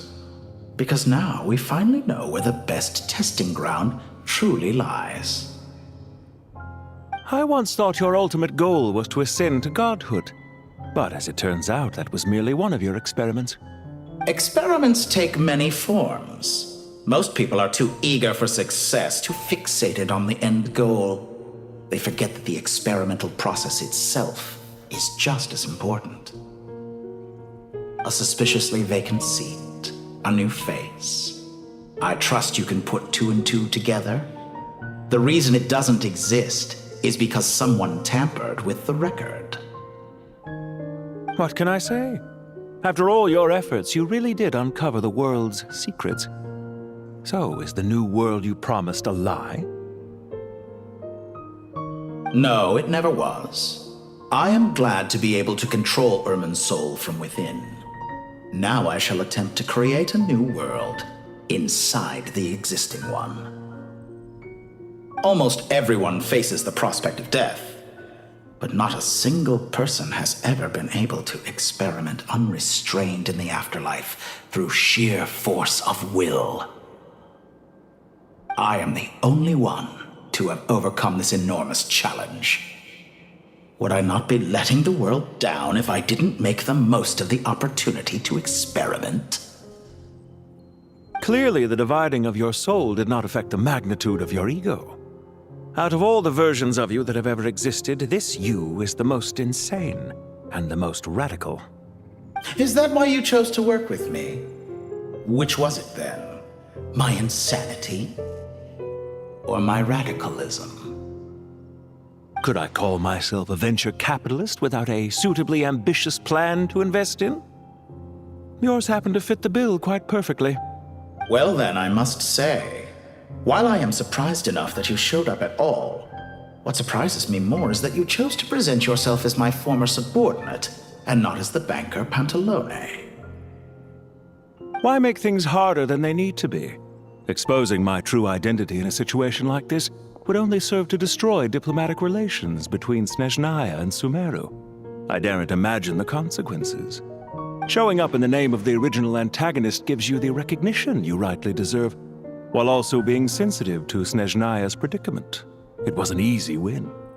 As for why I'm here, if you're suggesting that your credit is in the negative, I won't argue with that. Many people say that about you. I'd argue that a significant factor in your willingness to cooperate is the fact that you have but a few years of life left after my death. Living and dying together has a way of binding two parties together rather closely. Is it not true that a relationship should be judged by both the positive and negative returns it yields? So some of what I said actually made it into your head after all. It's true that I hope you don't die too soon, but don't you find that a strange thing for me to say?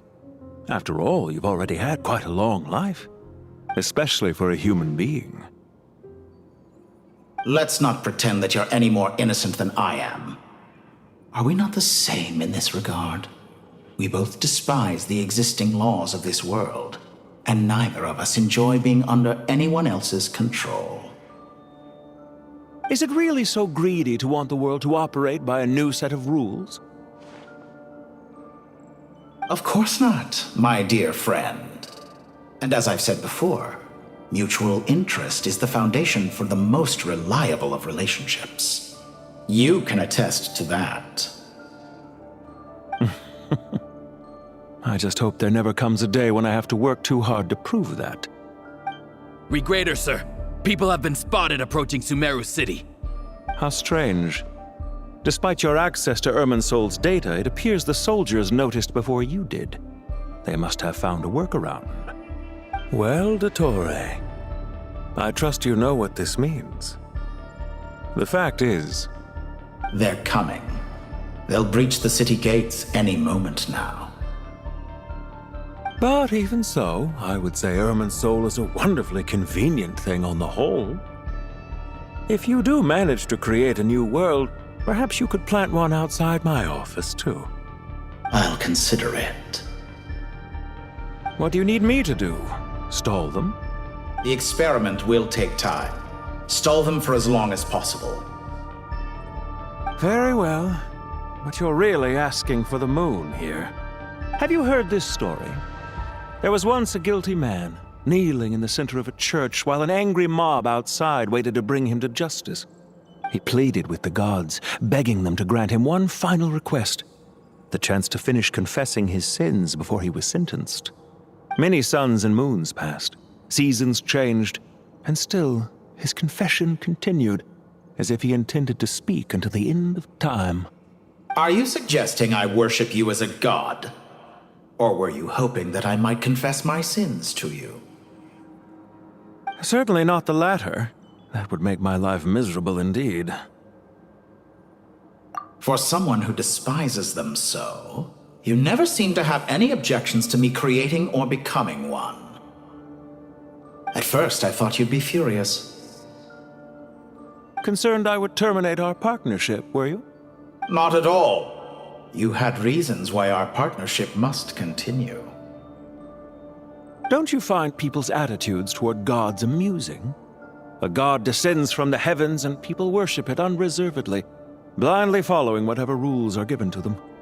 And yet, when they see an ordinary person gain godlike levels of power by virtue of their own hard work, they treat him with nothing but suspicion, even if he is a compatriot. Is that supposed to be a compliment? No. I was just thinking. I pity the man who would call you a compatriot. There's no need to be so self-critical.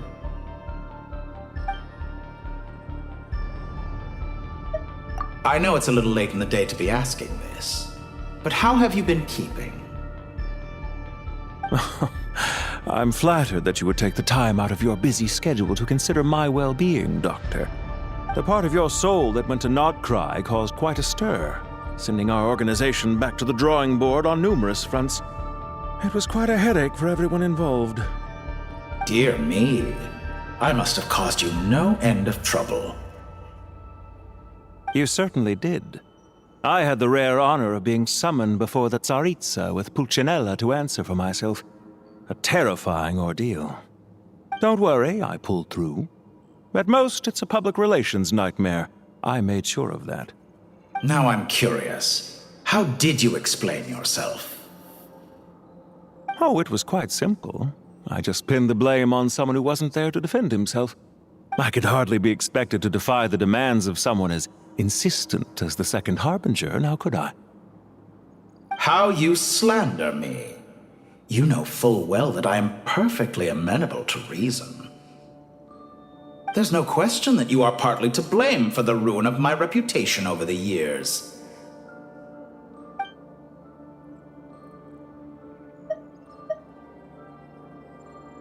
Do you have anything lined up for when this is all over? Hard to say. Field work always takes quite a toll on me, as you know. Once I'm back at Snezhnaya, I'll start with a well-earned cigarette. Why are you so eager to ruin your lungs after I went to the trouble of replacing them for you? If you have an issue with it, feel free to try to stop me.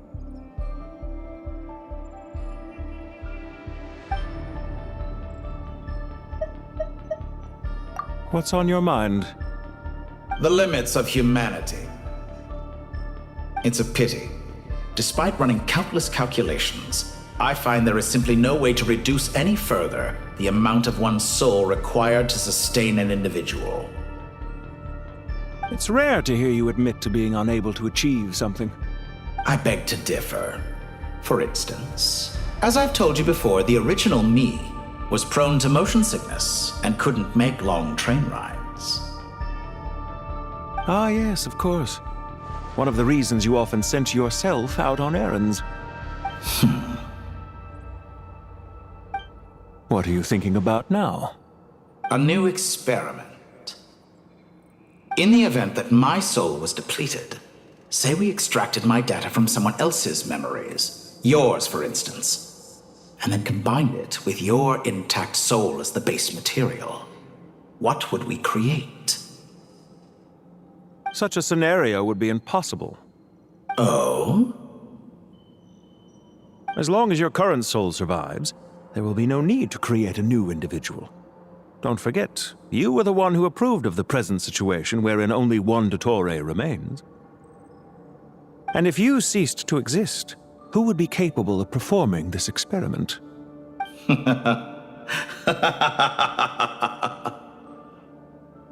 Since the day I met you, you've always excelled at talking your way out of a quandary.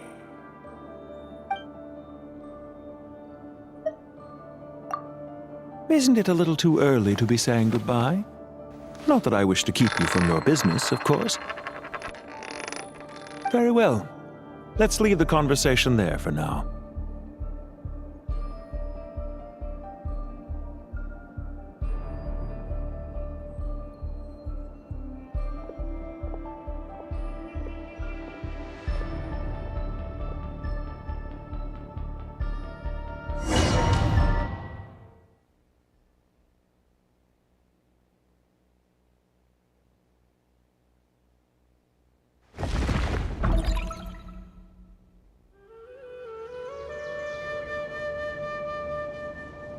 The power of King Deshret's 7 pillars is truly remarkable.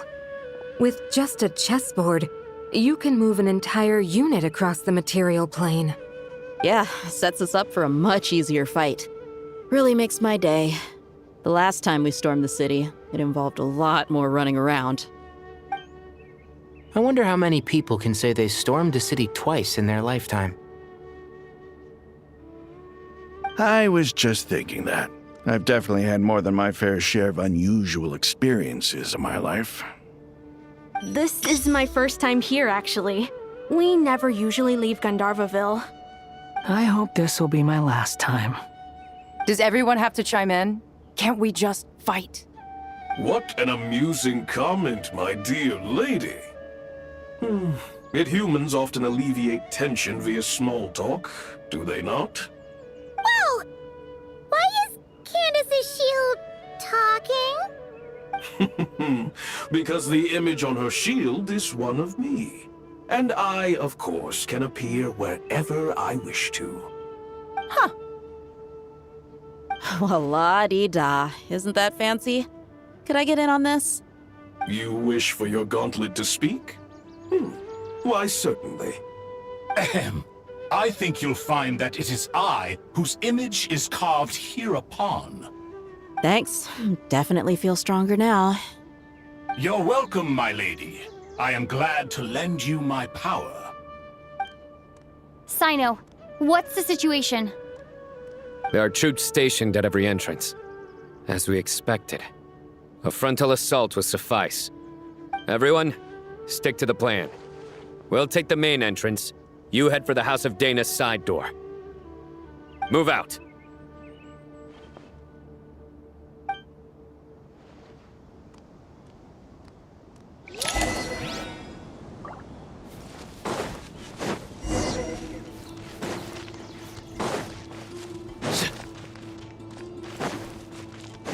Out of my way!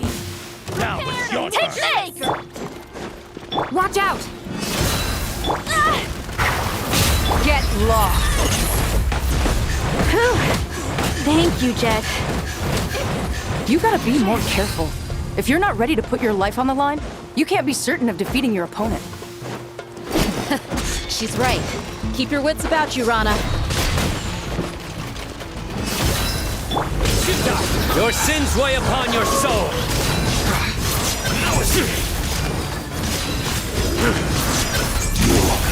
can't run from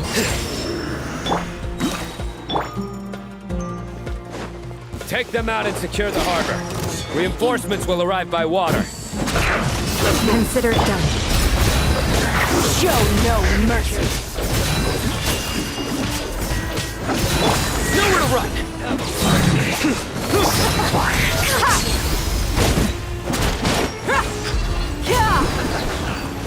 This body.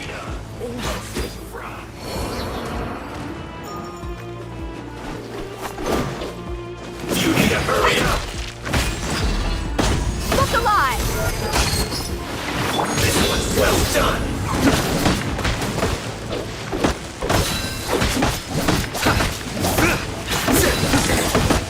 Cook this through.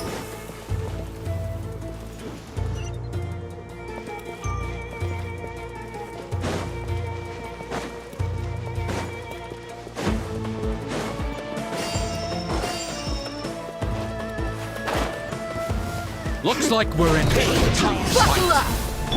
Please! We shall prevail! Gloves off! So...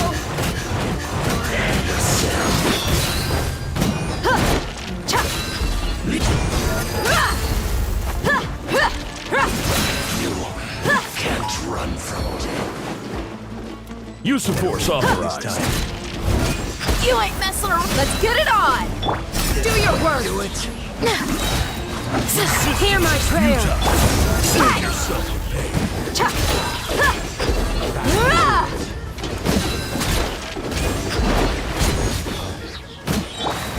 Judgment is upon us.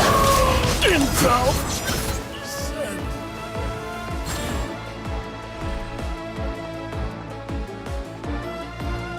Waterway secured.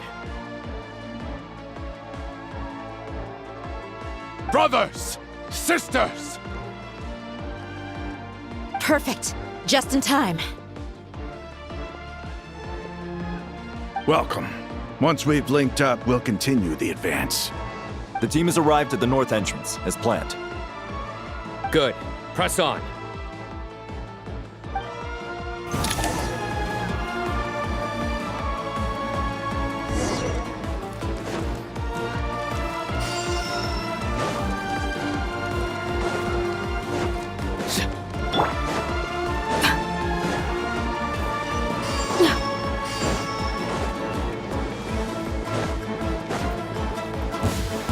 There you are, Dragwalker. The more, the merrier. You're exposed! It's nothing.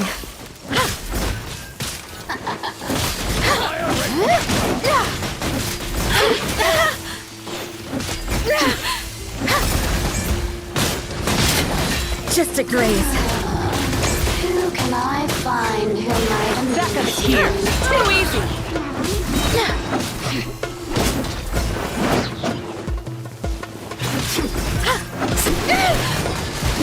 Oh, now you've got me worked up. Pin them down.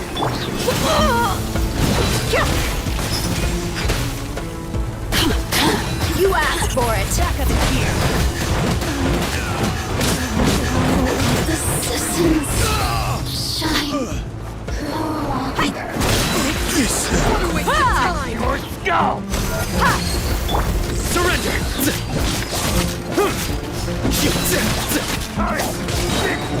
Your sins weigh upon your soul.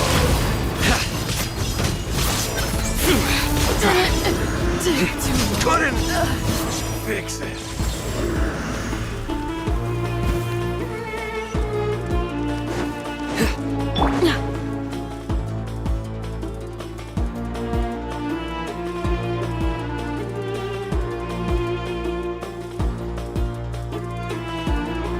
Look out!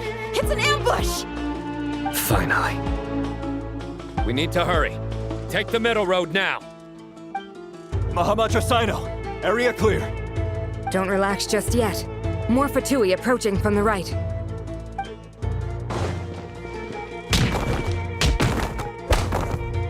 Irminsul cannot track our movements. If necessary, we can split up. Don't worry. We'll wipe them all out. As you can see, our people came raring to go. Good, good. How are things with the Traveler? Can Tainari keep her safe? Don't underestimate Tainari just because he's a forest watcher. He can handle it. All right. You know that's not what I meant.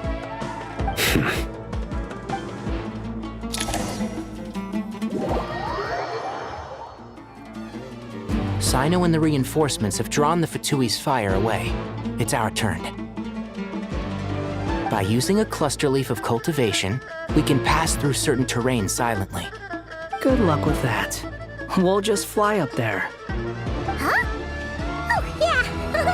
I forgot she could fly. Ready? Ready.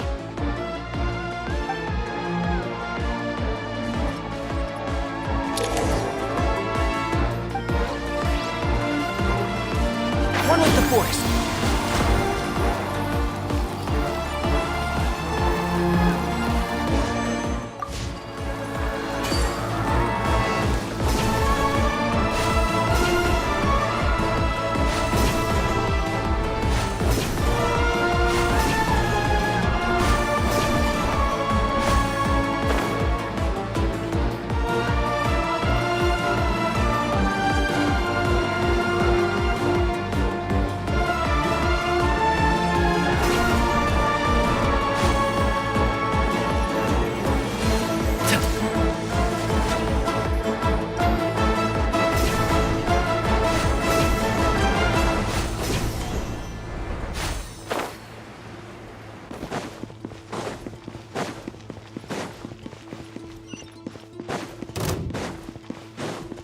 And Shroud!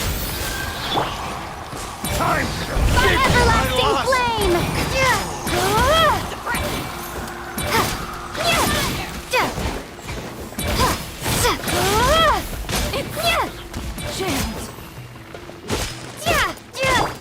One with the forest.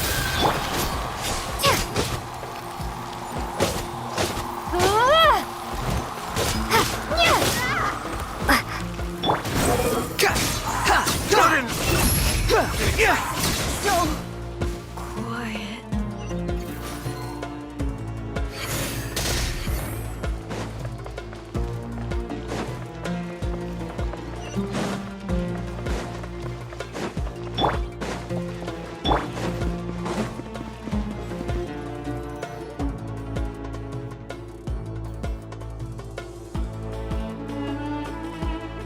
Fatui soldiers up ahead.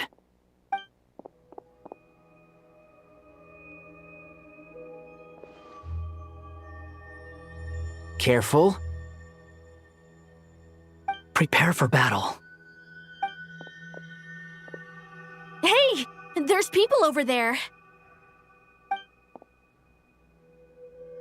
You have some nerve showing your faces here in the center of Sumeru City.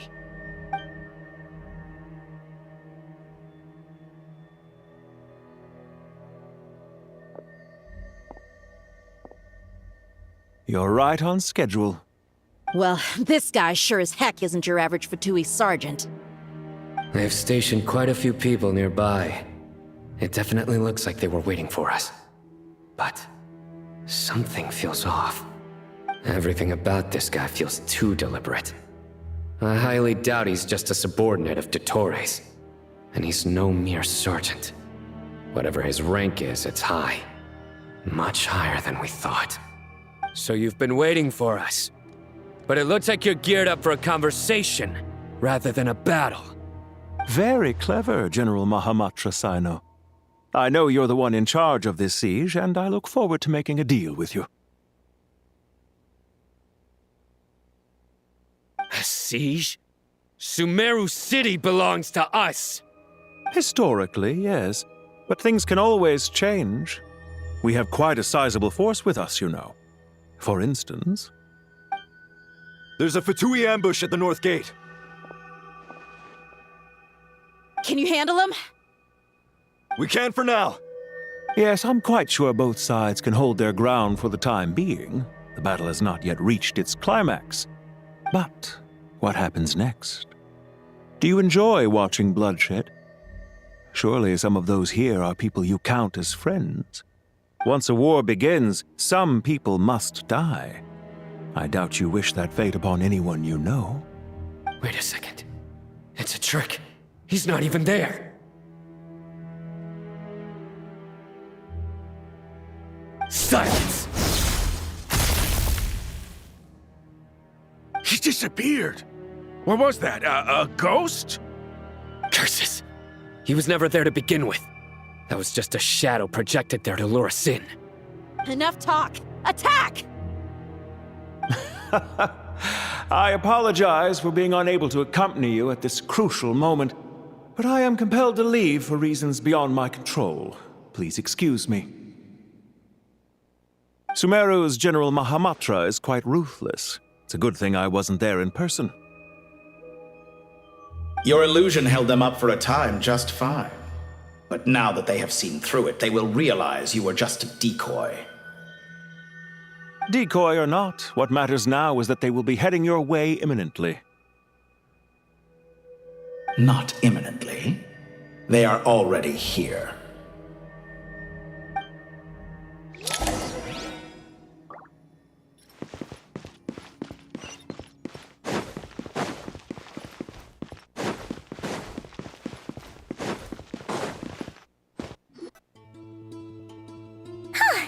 We made it! This is far enough. Tainari, you go help Sino. Don't worry about us. We'll manage from here. Are you sure you don't need me to stand guard? No need. Once the connection is established, we'll disappear from the sanctuary of Surasthana. Go help the others. All right. Goodbye for now, then. Please tread carefully.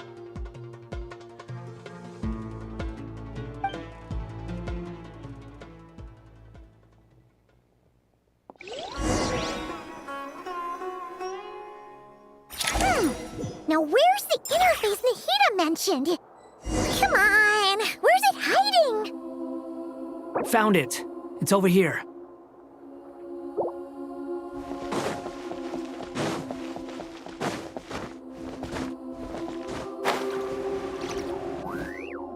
We can connect to the inside of Irminsul through the Sanctuary of Surasthana's built-in security system. You should be pretty familiar with the process. Is it the same route as last time? For the most part, we don't need to adjust any of the parameters. Then I should be fine. And Paimon? Once you're both ready, we'll set off. Wait! The stakes are way higher this time, right? Maybe Paimon should stay outside and help the others. Then, you can focus on the fight without having to worry about Paimon! Huh? Why are you staring at me like that? It's nothing. I just suddenly realized how much you've grown. Hey, you've grown quite a lot yourself. Don't you two start getting into it again. Well, anyway, Paimon thinks she's pretty knowledgeable. Who's the best guide in Vatican? And don't forget, Paimon's a college student now. If we say Alhatham's not a weirdo, it's hard to explain how he came up with the idea of you applying to the academia. But for all that he counts, you're doing surprisingly well in your studies. She just goes to show how important it is to have someone supporting you. And Paimon's not the only one. Let's not forget that you only became a student because of Nahida's personal recommendation. That's fair. I have learned a lot in Sumeru. Oh yeah, did you ever come up with that ugly nickname you promised me? What? No way! We're friends now! Paimon gave up on giving you one ages ago. Anyway, isn't Hat Guy enough of a nickname for you? Fine. Suit yourself. We need to go. Paimon, if you're staying, look after yourself. Will do. Paimon's gonna link up with Tainari and Sino. You guys are the ones who need to be careful. We will be. Bye for now.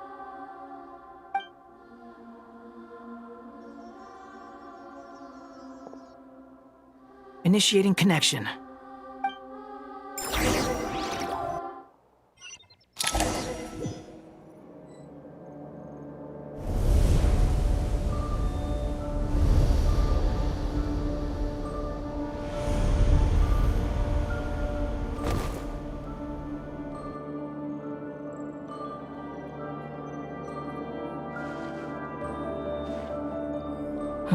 Well, here we are again. Come to think of it, I still don't even know where we're going. Thanks to our terminals, it should be impossible for Irminsul to read. I can... Don't tell me. Only you need to know. That way, whatever happens to me next, it won't affect your progress. Listen to me. Your safety is just as important as mine. Don't even think about sacrificing yourself for the greater good. We came here together, and we're leaving together. All right, if you insist. I won't argue with you.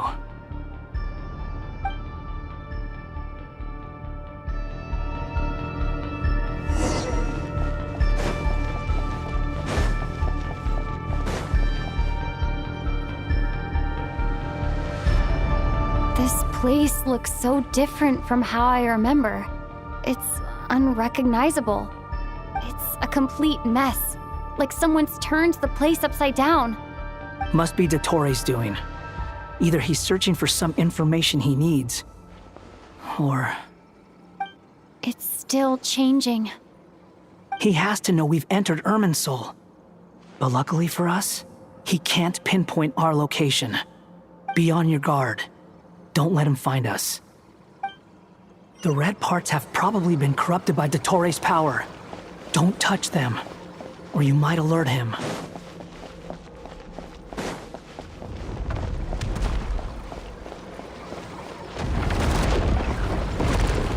He's looking for us. Tread carefully. That wall could be a problem. Fortunately, it looks breakable. Give it a shot.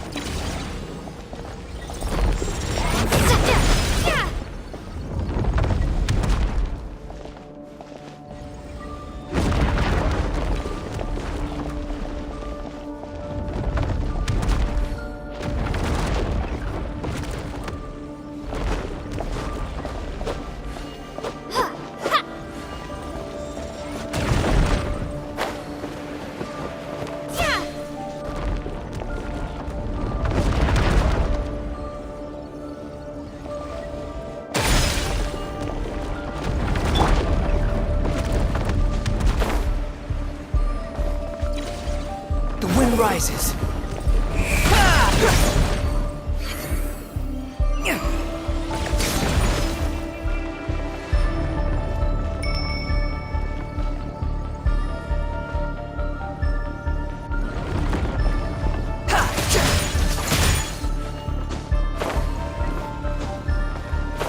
Squall and Fury.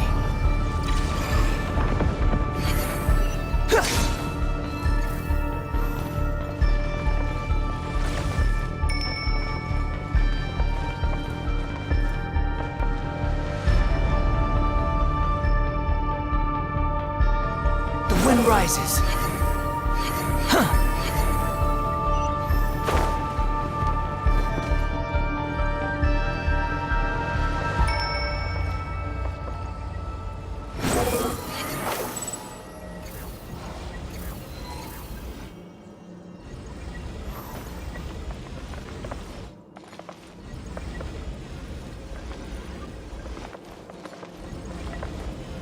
Behold!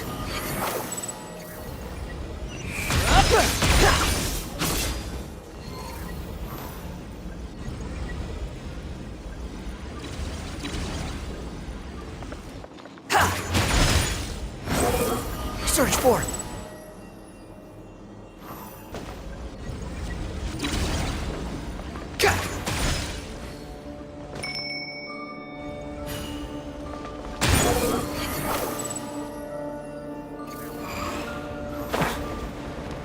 The same old trick again? Are you kidding me? Let's handle it just like we did before. This cheap trick isn't gonna stop us.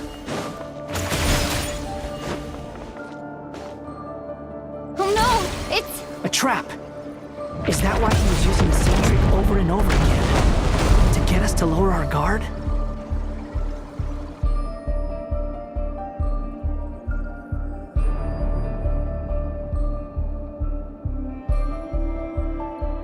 I'm trapped!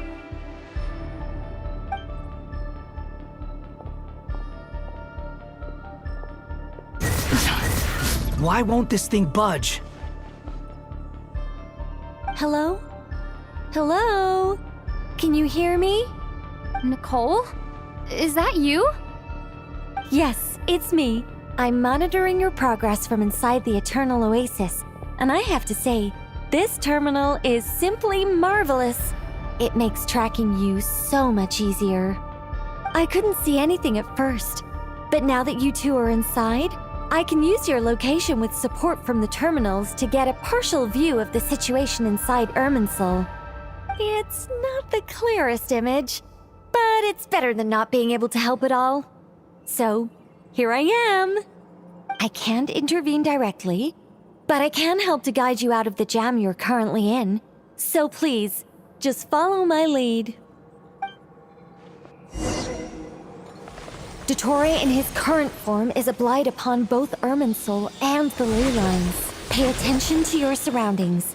There must be sources of his contamination nearby. The corrupted information Is that one of them? Precisely. Good work. But we're not done yet. Stay close, and let's see if we can find any others like it nearby.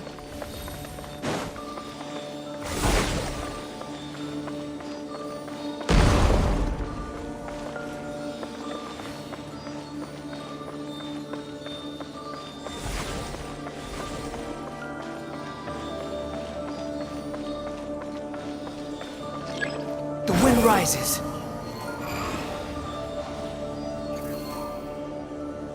This must be another one. Agreed. Now... Oh, wait! Watch out! It's Dottore. The seal is broken. Quick! Get out of there!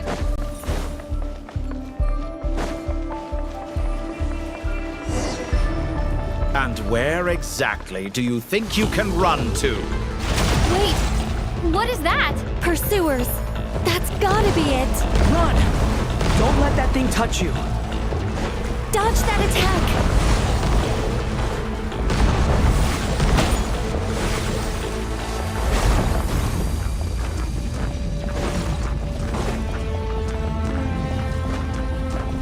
There's more than one path.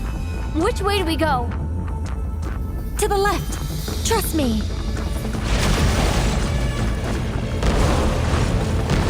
Fleeing like vermin. What a pathetic sight. Hey! Watch yourselves! Stay focused! There's a cliff ahead! Jump! More of those corruption sources. Destroy them as you did before, and open the exit as quickly as possible. They're relentless. Is he trying to wear us down? You'll just have to destroy these too.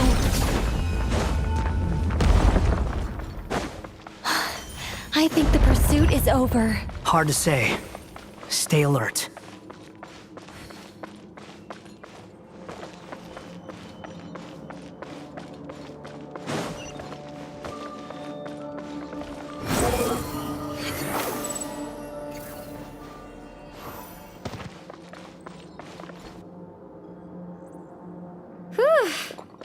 I think we've made it to relative safety. Phew, goodness. That was tough. You doing okay? I'll be fine. Don't worry. Take a short rest, and then...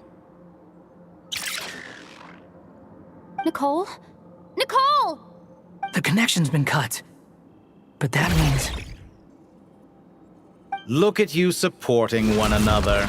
How very touching.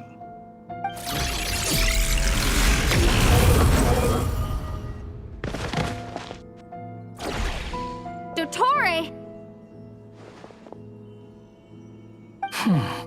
Took you long enough to find us. You're more useless than I thought. Oh, really? I think I deserve a little more credit for my methods than that.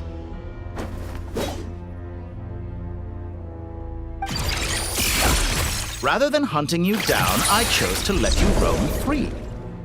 I indulged your presumption that I was unable to track your movements, played along with your clever little plan. Fleeing is for animals, but I rather enjoy watching you flee. Some things lose the will to run altogether as soon as you put them in a cage.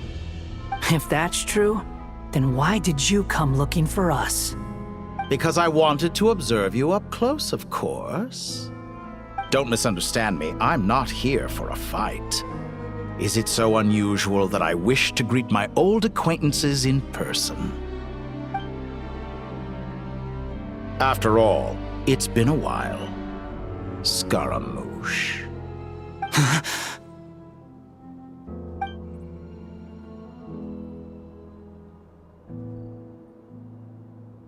Why are you so afraid? I have done nothing unprecedented in discovering the truth. Nor did I go to any great lengths to uncover your story. You made a bold series of moves in deciding to erase yourself.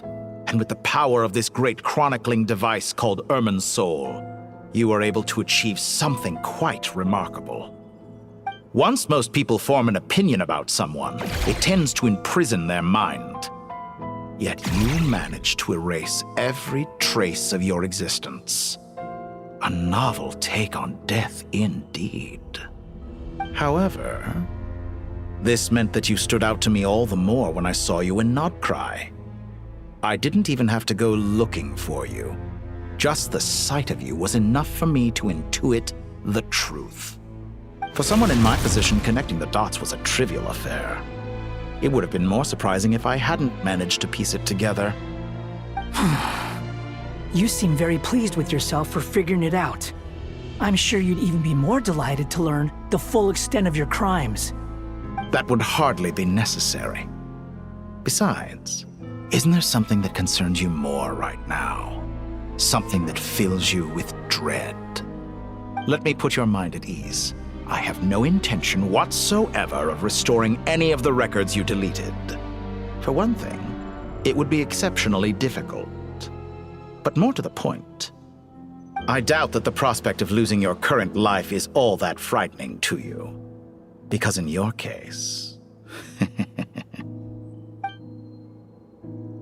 the cruelest twist of fate is that you'll never again have the chance to make up for any of your mistakes.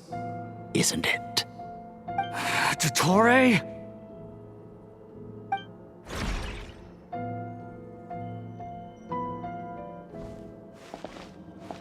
All here shall bend to my will.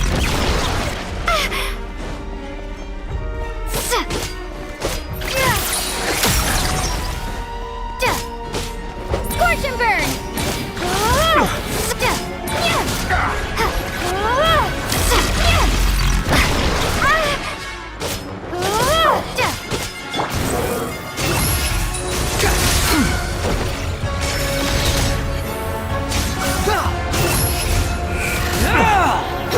I'm afraid you'll need to do better than that to take me down. I expected you to have grown stronger. Ah, how foolish of me. I forgot that you lack any means to increase your power. You will pay for everything you've done! Oh, will I now?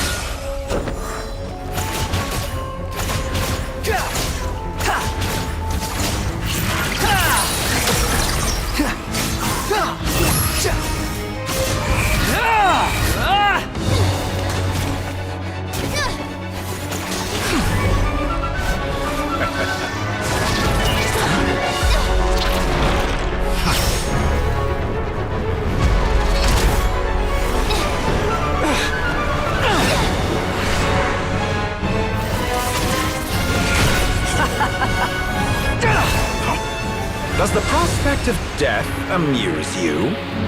I could ask you the same question! I'll distract Torre. You focus on the mission. Got it.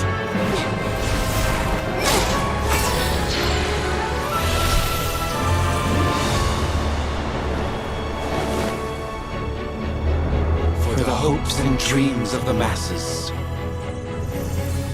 Open the secret door on this enchanting night. May wisdom's light eradicate ignorance and darkness, and hereby fulfill our ancient vow. Commence data extraction.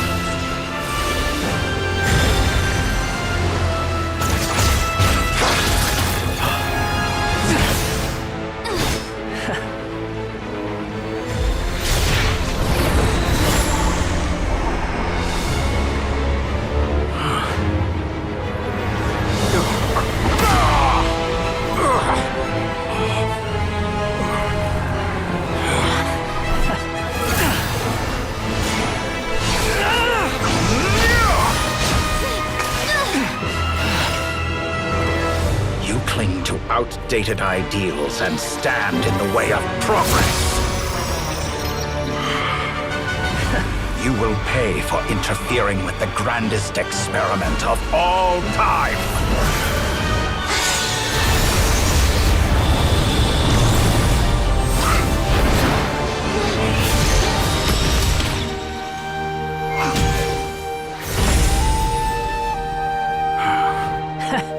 Good timing. Tori, as clever as you are, you fail to understand wisdom. Wisdom takes many forms, but the path you have chosen eschews them all. Huh.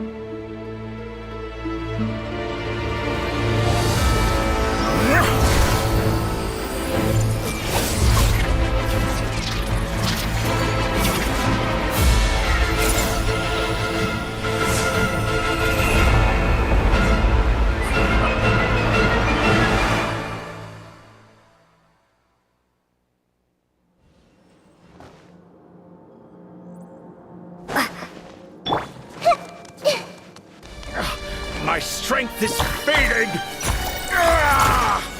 Since you are within Irminsul, it stands to reason that any power you wield comes from it. You're extracting the information from Irminsul just to strip me of my power. I will find his weakness.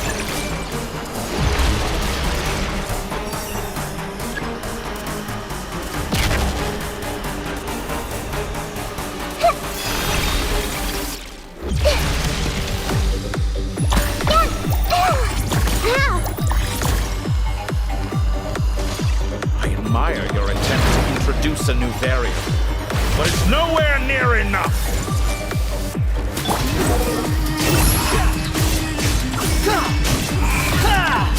Know your place!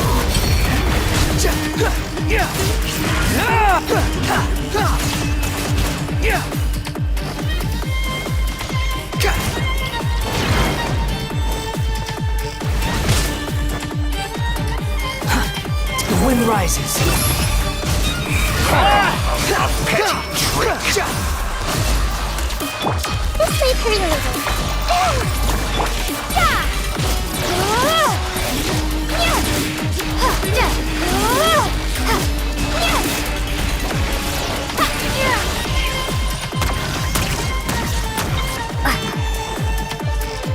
Behold!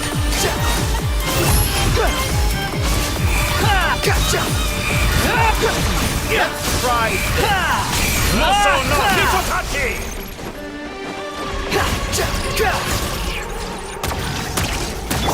Everyone hold hands!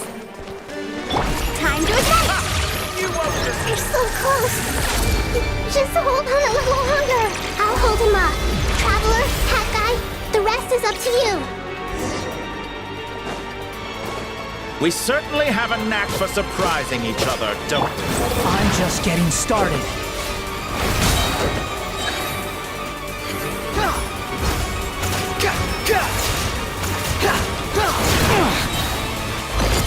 It's time! Say your prayers! Stay on the defensive, but watch your back!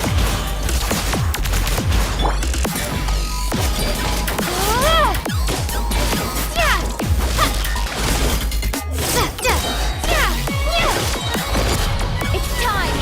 Say your prayers!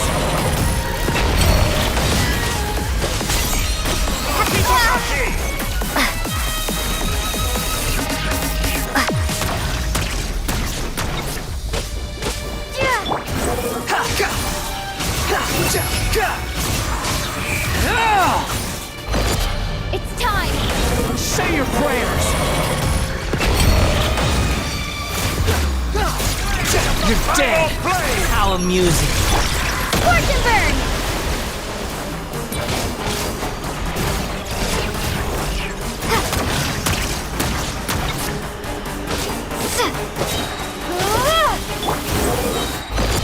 It's time! Say your prayers! Finally, time for you to die. Excited? Time for me to die? How could I leave this place if death were something I feared? The last gasp. It's time! Say your prayers!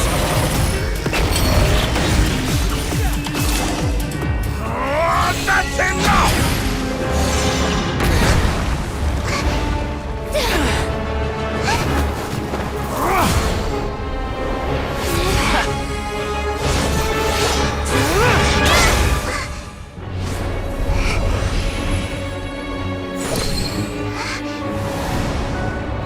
It's all yours. Do with it as you see fit.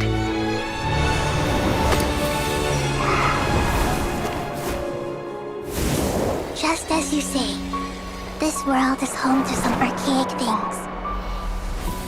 And as you suppose, you are a formidable opponent. You have long coveted the secrets of wisdom. So now, I will demonstrate true wisdom in action. I invoke my supreme authority as the keeper of Irminsul. Commend me or condemn me. But give your verdict now!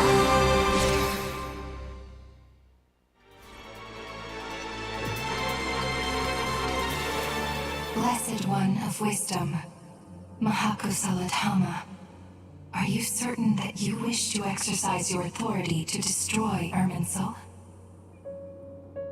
It represents both your roots and your finest accomplishments. You truly intend to abandon the very thing you have always fought for? This is my decision. Irminsul has been corrupted beyond redemption. Irminsul is the original tree of Tevat. It is the means by which the heavenly principles maintains fate itself. The 7 Archons should honor and revere it, for their authority was bestowed upon them by the heavenly principles. It is precisely because I honor and revere it that I fight for the humanity it exists to protect. Wisdom is knowing how to weigh the options and make the right decision. If you truly care about the fortunes of this world, then it is me you should seek to preserve. Planting a seed begins the chain of cause and effect. Since you have become a great tree yourself, why should the loss of another tree be anything to fear? Till we meet again, Lord of Dendro.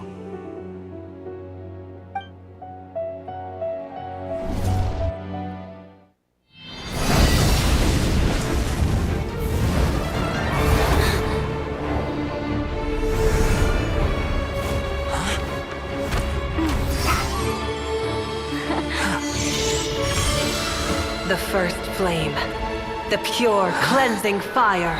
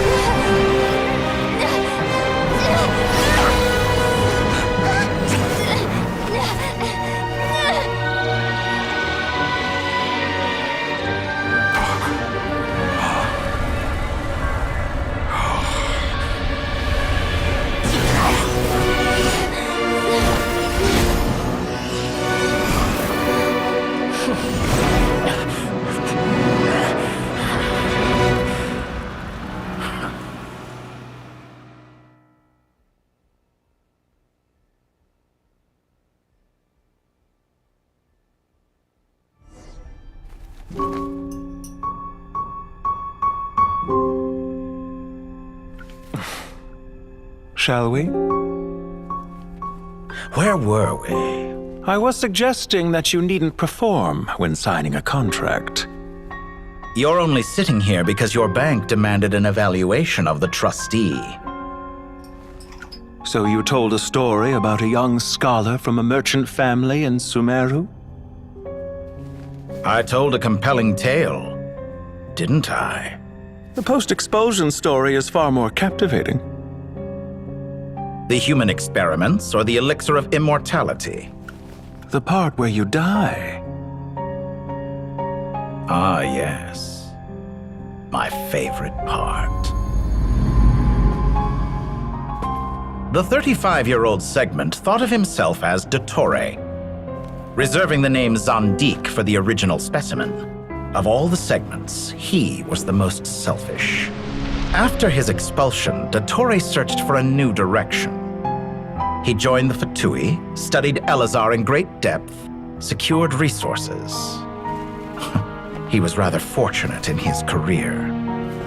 Zandik turned to Conrian technology and successfully created his segments.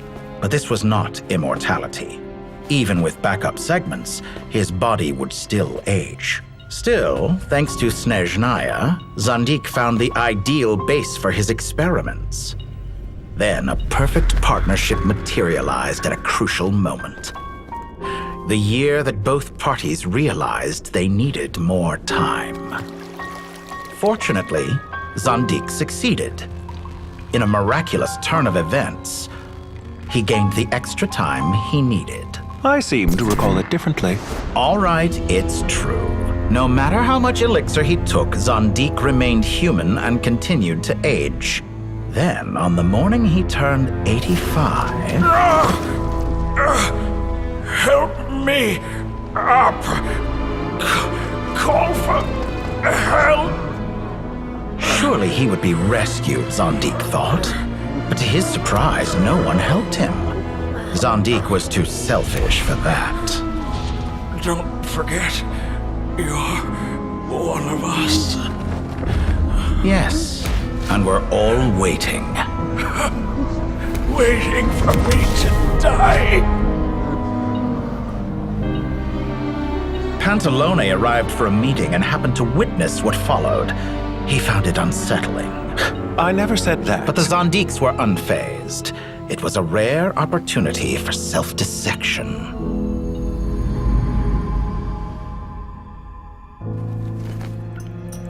What does all that have to do with you depositing your data at Northland Bank? It has made me cherish my time in this world all the more. Fair enough. So you do have a sense of self-preservation.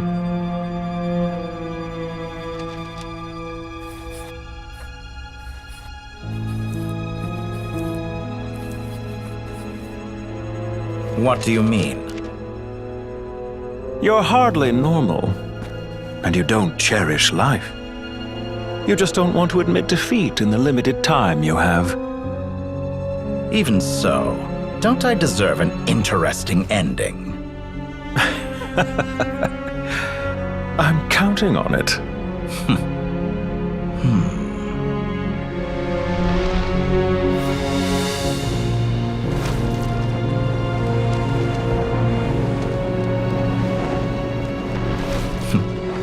If nothing else, I expect my funeral will be a grand affair indeed.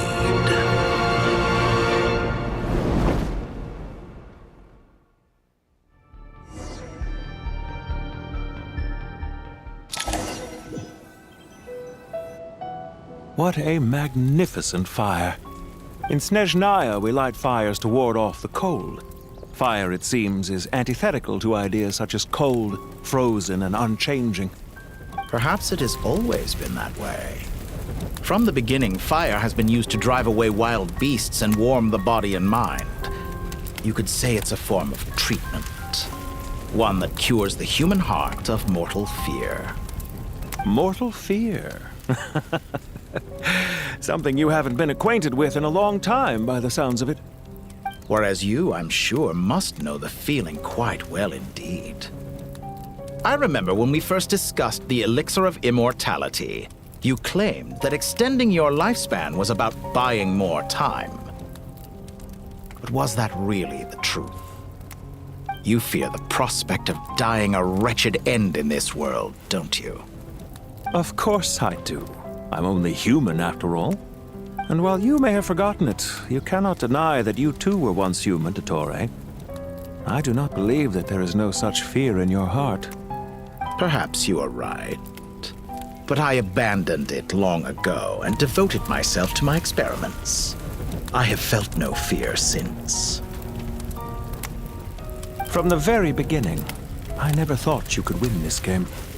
But still you came, contract in hand, to honor our agreement. Because I am a reputable partner. And as we have discussed, experiments are about more than results alone.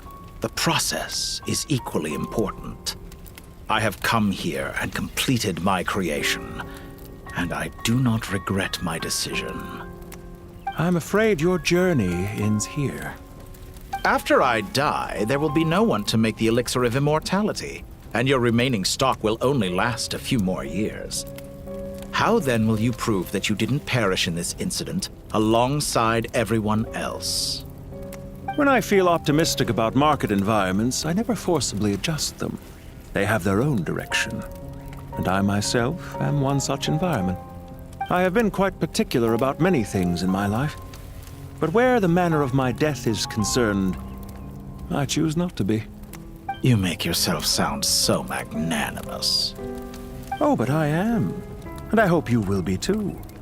It may have been a long time since anyone told you this, Dottore, but I recognize that you are a truly rare talent. Ha! I can see it. The experiment in blasphemy that I've been performing all this time. It has been a long process, and I do not care about the results as much as people might imagine. If the very goal of your experiment was to explore infinite possibilities, then there was never any reason for it to end. Indeed. Yet now, the experiment has officially drawn to a close. What should I call you? Zandik? Or do you prefer Dottore? Suit yourself. Goodbye, Feofan. This time, that's what it truly is. And don't I know it? Goodbye, Zandik.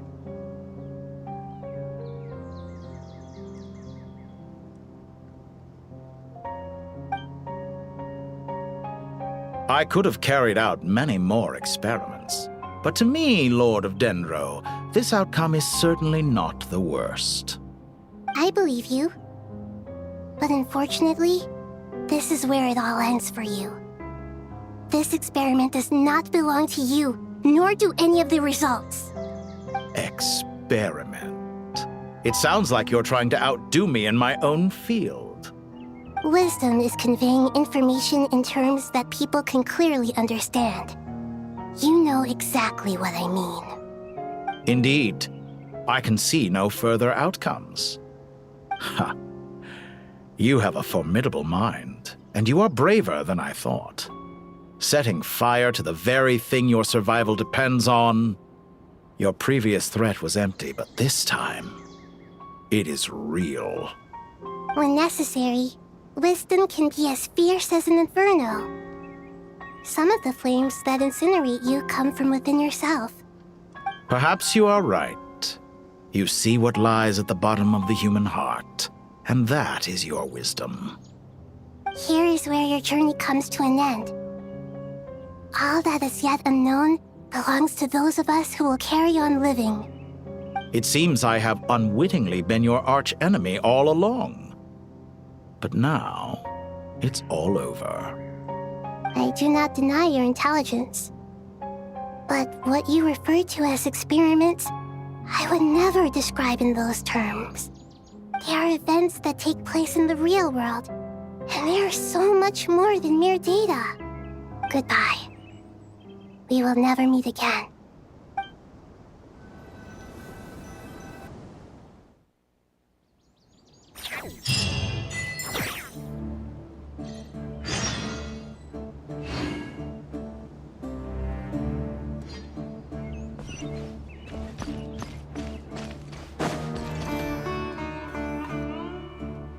Well, that's the last of them. Everyone on the list is already back where they should be. It was a long, hard road, but we finally finished escorting everyone back.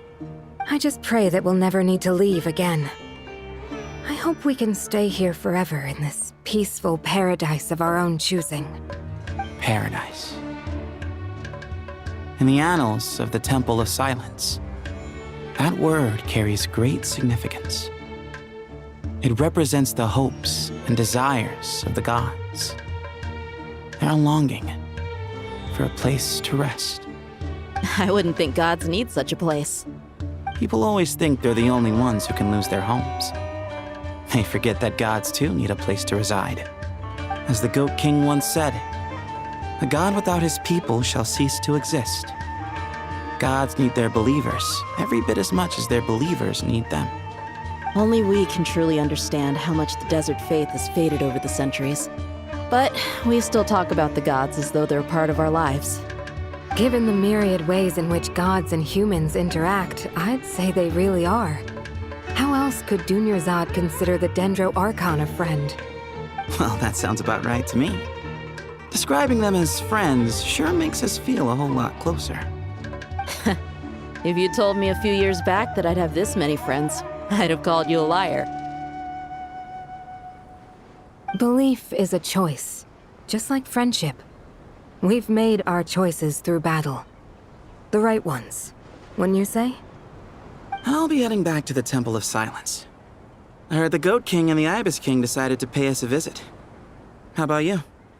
It's back to Aru Village for us. Still plenty of supplies to distribute and people to help.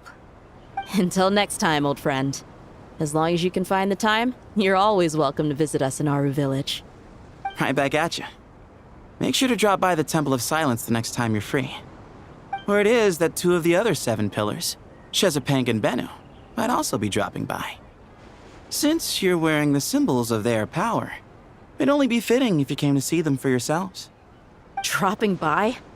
That makes it sound like they're visiting a neighbor's home. Well, the temple was founded by Hermanubis, so I guess to them, that's exactly what it is. Guess that's true. All right. We'll make sure to find time to stop by. Stay safe on your journey home. I will.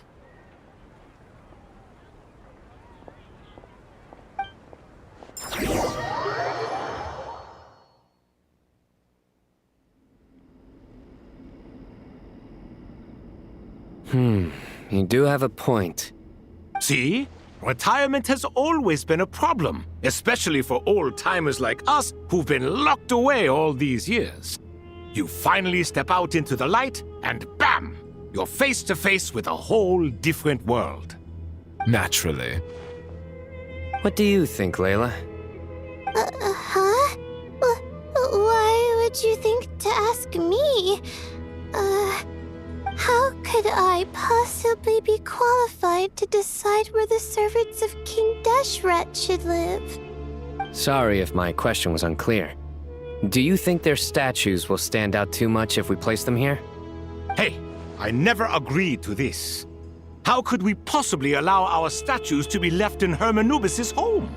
That would be like breaking into someone's house, then pretending it belonged to you in the first place. Different beliefs can coexist.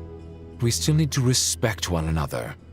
By which you mean, you two plan to stay at the Temple of Silence, for a while at least, but you have no intention of relocating your statues here. So, you see this as sort of a family visit? Is that correct? Family. You could say that. In a sense, Hermanubis would view this as his home. Just look at this place. Magnificent, is it not? The sad truth is, in the past, all three of us invested so much into misguided ventures. We failed to build what we should have, and wasted so much time instead. And what do you mean by that? I mean that for the most part, time spent associating with the likes of Sobek, and, let's say, Thoth, might reasonably be considered wasted. Why does that not surprise me? Go on. Anyway, given how much time we'll all be spending together, I'd say that the bonds we built will end up proving to have been a sound investment. Once Sethos, the current leader of the Temple of Silence, returns, you can discuss the matter of staying here with him. But judging by the expressions of everyone here, I imagine you'll receive a very warm welcome. This sacred ground houses untold knowledge, after all. What better place for the servants of King Deshret to appear in the mortal world? How about we share a meal together first? I imagine it's been many years since you last tasted fresh food. Oh, that sounds wonderful! After so many hundreds of years, I can only surmise that desert cuisine has become a lot more varied. Are we having a get-together? If you'd like, I can help prepare some food. After all, Lord Thoth, you helped me so much in the desert, and I still haven't properly thanked you. Oh, my, that would be wonderful. I'm touched that you still remember. How the times have changed! To the people of today, it seems the Ibis King has become a kind and passionate god. And you, Mr. Herreshoff? What kind of god do you wish to be? To be honest, I haven't given it much thought. How about you, Dendro Archon? Do you have any hopes for your future? Me? I'm very happy with my current life. Forgive my bluntness, but you do not seem to derive your authority from majesty and might, like Lord Al-Akhmar. Clearly your approach has its advantages, but also its dangers, don't you think? I do, but projecting a majestic front doesn't really suit me. Besides, my relationship with others isn't simply one of a god and her people. Not putting on airs might earn you more adoration. Exactly. Besides, I really like parties where everyone brings their own food, and we all come together to share. You should join us. I'm sure you'll find it fun. Last time when we got together for a picnic near the Avidia Forest, it was quite the occasion. Seeing as you're already here, how about we hold the next one in the desert? Can we do that? Wouldn't Tainari have to transport a ton of drinking water? Don't worry, I can help out. Layla, would you like to join us next time? Me? Sure. The more the merrier. That way we... Don't take this the wrong way. I just think you should know. When it comes to passing the time, chess is more our thing. In that case, Dendro Archon, what do you say? If I were to compete against you, I can't say with certainty I'd win, but I certainly wouldn't mind giving it a shot. Where's Sobek? I'm sure he'd be good for a few rounds. Cards, cards, cards! I'll always prefer chess. I wonder what variant of chess we're talking here. Mr. Thoth, is there some sort of astrological significance to this game? Oh, I'm glad you brought that up.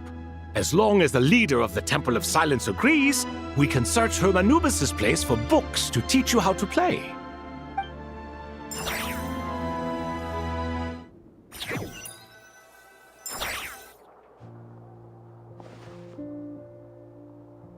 Such devastation visited on Sumeru City. So many houses destroyed or damaged in the fighting. Who could have foreseen this? Look at all of this. It's going to take me forever to tidy up. I suppose living below the academia doesn't always work out to your advantage. I would have thought a little appreciation of my sincerity and effort in helping to clean up this mess might be in order. Helping? Effort? This is your house! Of course you should be putting in the effort! If anything, I'm the one who's helping! So you see yourself as just a helper in this situation. I must admit, I'm rather shocked.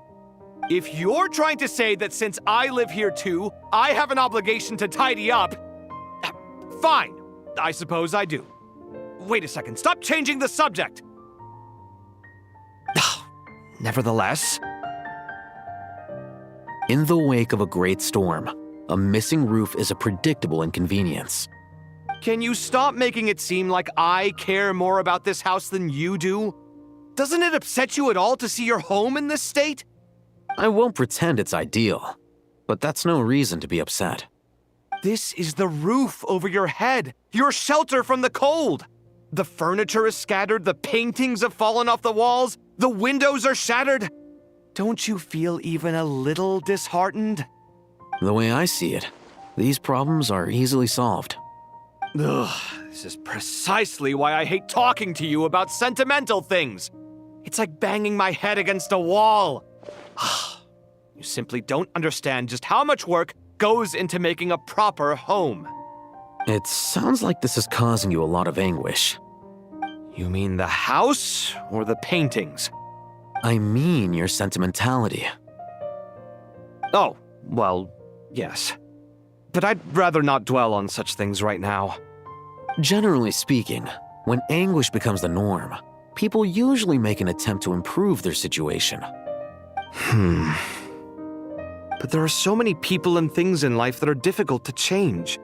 It's not like you can force them. Besides, anguish can be a source of inspiration. And I'm not sure I could break my reliance on it. I'm glad you're able to make yourself think like that. What kind of a response is that?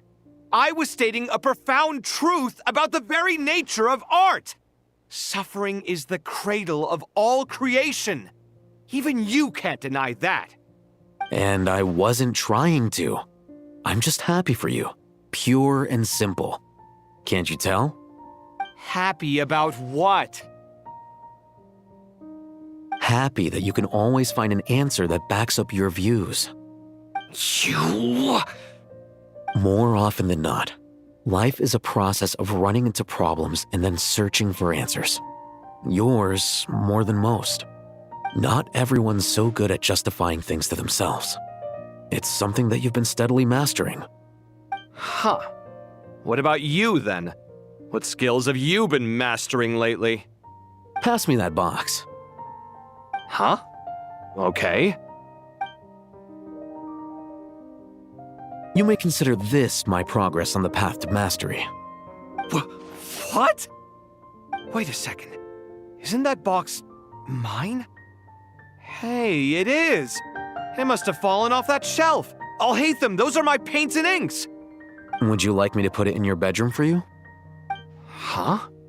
I mean, sure, if you don't mind. What kind of progress is this? Does he think he can bribe me? Not that giving me back my own things is much of a bribe. These books on the floor, they're a complete mess. And this one, didn't he say it was an out-of-print collectible? It's completely covered in dust, and some of its pages have even fallen out. Guess I should help him repair it. This one too. And this one.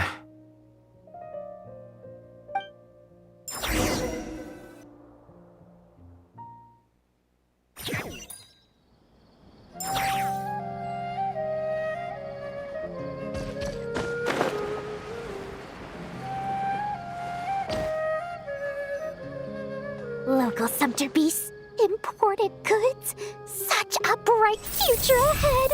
I can picture the Mora just rolling in.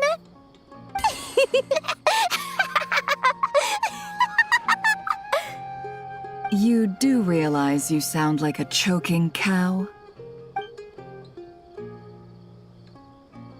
It's called being imposing.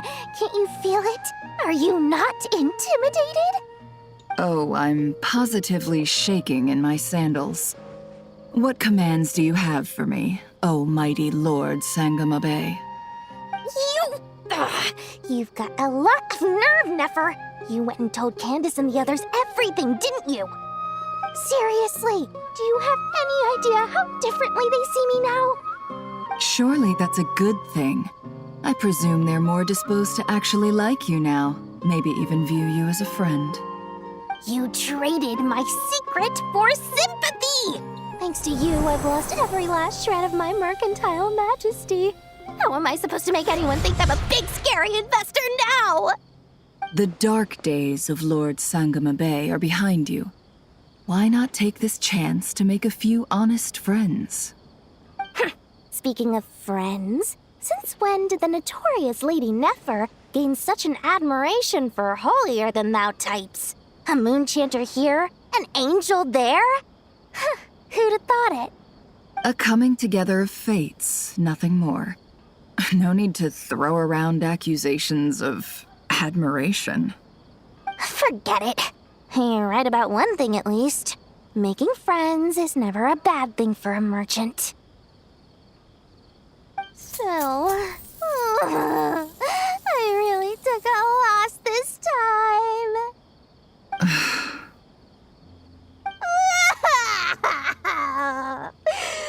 What are you looking at?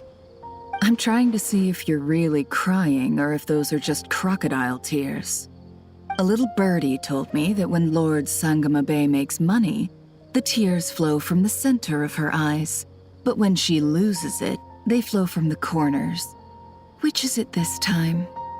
Ugh, you are so annoying. I'm not talking to you anymore. Nefer! Thank goodness you're here. I've been looking everywhere for you. Huh? Oh, well. If it isn't the House of Dana's very own librarian. What can I offer you today, Miss Katayun? Oh, no. I'm not here to buy. I'm here to bring Lady Nefer a book, and a fascinating one at that. We agreed to meet at the entrance to the mausoleum of King Deshret. One more thing. I bought this copy with my own money. It's not borrowed. Reasoning knows not time of day, but suspense always follows a blizzard. That's quite the mouthful. Huh? Isn't that the one that... It was all the rage for a while. People throughout the city were clamoring to get their hands on a copy. The names inside were all circled. Everyone thought it was a riddle. Don't bring up that book in my presence. I don't even want to hear its name. That thing was nothing but a scam. Surprisingly enough, I've actually heard of this book, though it doesn't seem of much consequence. So, what truth lies behind it? You're from the Vahumana and you're asking me what the truth is? I'd say the actual truth was about the least important part of the whole episode. I brought you this book because it probably has the most interesting backstory of any in the House of Dana's collection, at least in recent years. As for its quality, well, you can judge that for yourself. Don't tell me it's actually any good. You may not know this, Lord Sangamabe, but Lady Nefer has a fondness for books with... how should I put this? Mixed reviews? No eye for good literature, huh? Perhaps she feels that bad books hide interesting secrets? But I shouldn't put words in her mouth. It's probably fair to say she prefers the conversations that books can spark over the substance of the books themselves.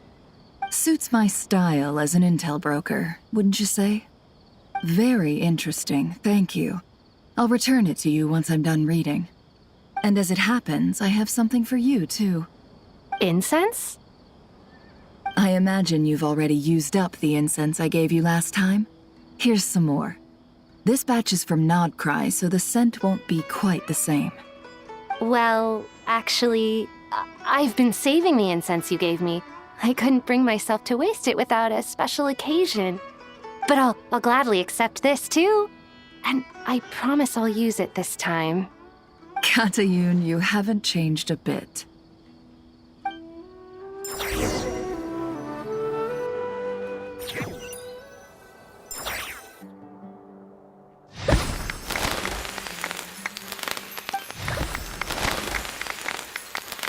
Congratulations, Kale.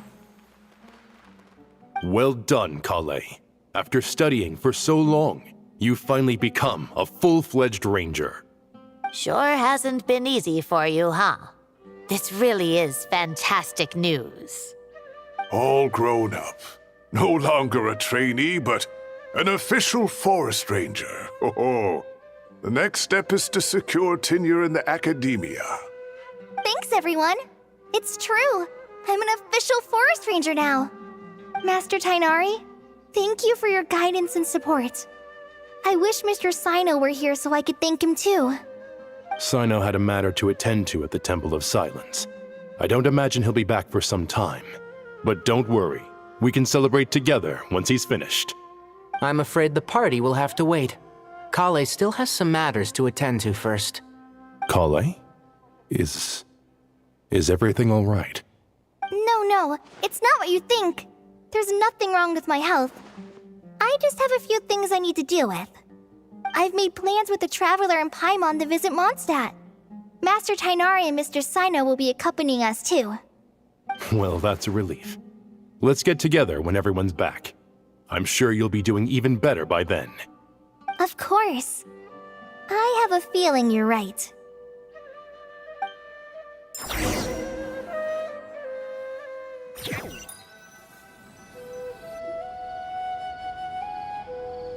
Phew! After all that catching up on sleep and food, Paimon's feeling full of vim and vigor again. For someone who spends so much time resting, your recovery routine is surprisingly simple. Hey! Paimon's been working her butt off too, you know. She flew all over the city helping everyone out. Don't worry. I saw how hard you worked. All right. We all know you're the most hardworking person in Tavad. As long as you're rested and full, that's what really matters. Paimon's been looking around the place, and it seems like the city's already on the mend.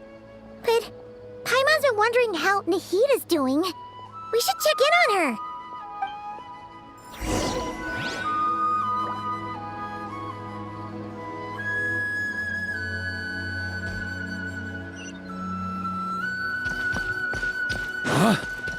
On me.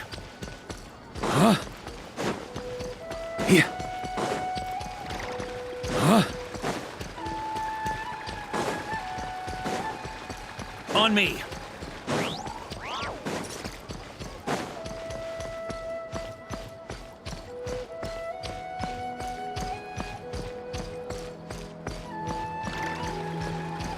Here. Huh?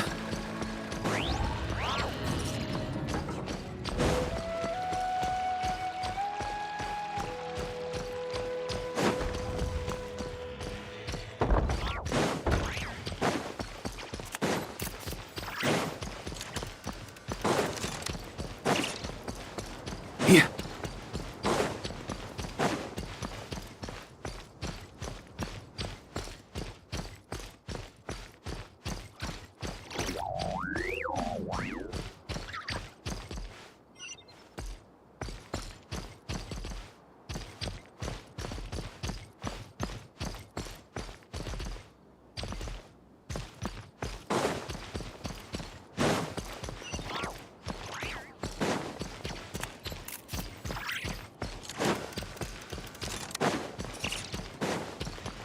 On me.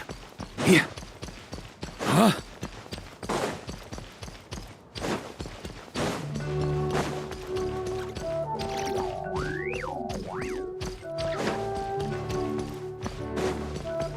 Yeah.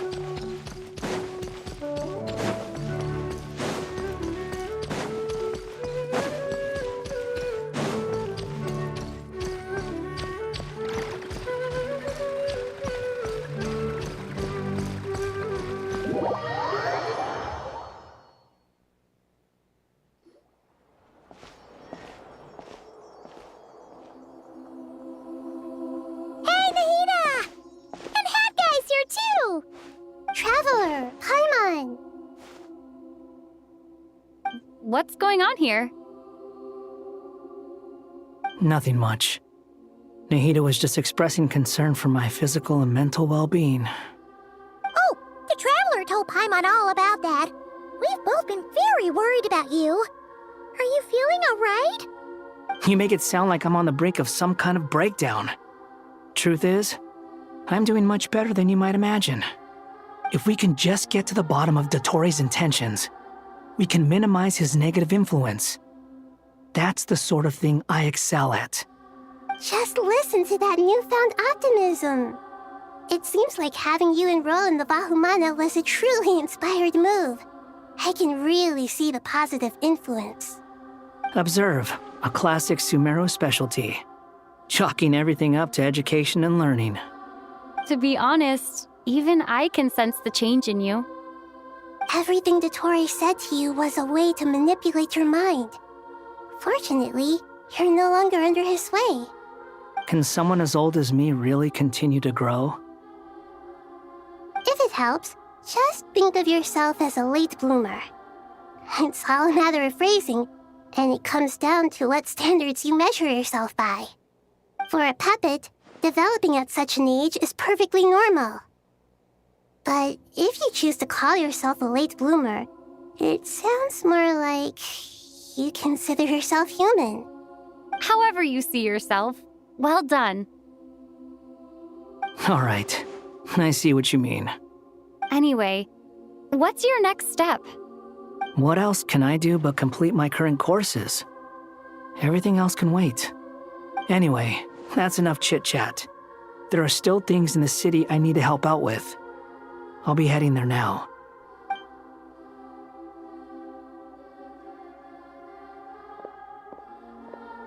I'm so happy that Hat Guy is doing better than we thought.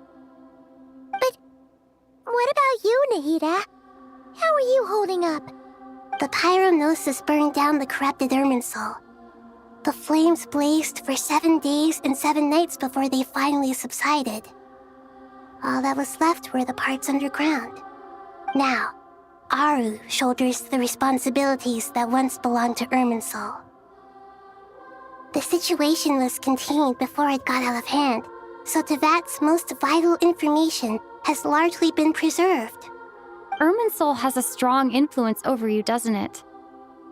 How will you cope now that it's gone? There is no need to worry. Thanks to Nicole's extraordinary talents, my connection to Irminsul has been severed and transposed onto Aru. Angels can do things like that? They can. Such abilities are precisely what makes them so powerful. The goddess of flowers, Nabu Malikata, once claimed that she too could perform feats beyond the reach of mere mortals. In my eyes, much of what she went on to achieve reached such transcendent levels. Her and Nicole really are both fascinating and magnificent. So, does that mean your situation is stable now? Correct. Just imagine that Aru has become the new Irminsul, and the essence of my existence has been bound to it. The wisdom of Sumeru has ultimately converged into a single, unified entity. Should we ascribe this all to fate, or is it merely fortune? Whatever it is, the important thing is that you're okay, Nahida. Dendro Archon, Lesser Lord Kusanali. Oh, thank goodness you're here. Greetings, Traveler and Paimon. Sir Nevis, do you have something urgent to say? Yes, there's something I need to report. We've received a message from Snezhnaya.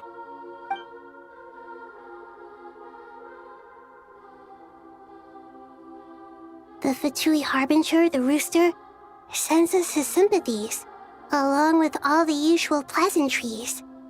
His stance is that, following the unrest and Nod cry, Dottore was subjected to internal censure.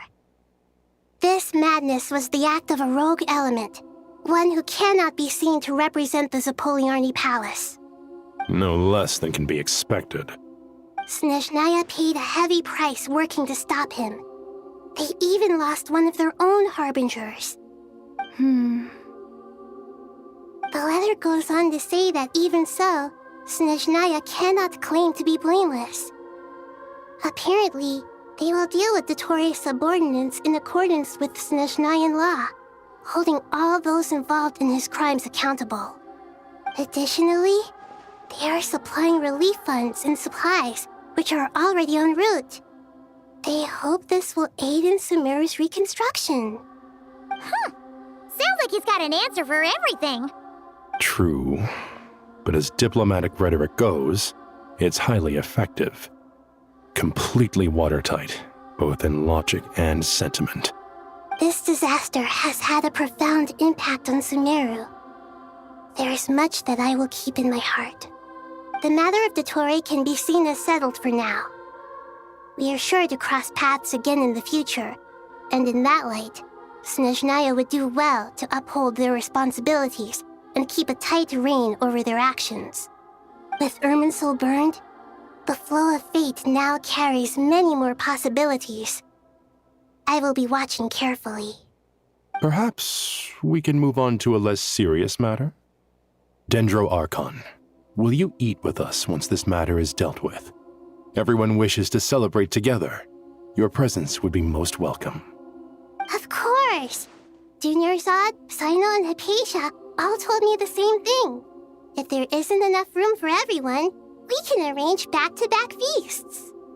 What a wonderful idea. That just leaves the question of what we should eat. Not more tomatoes, surely. More?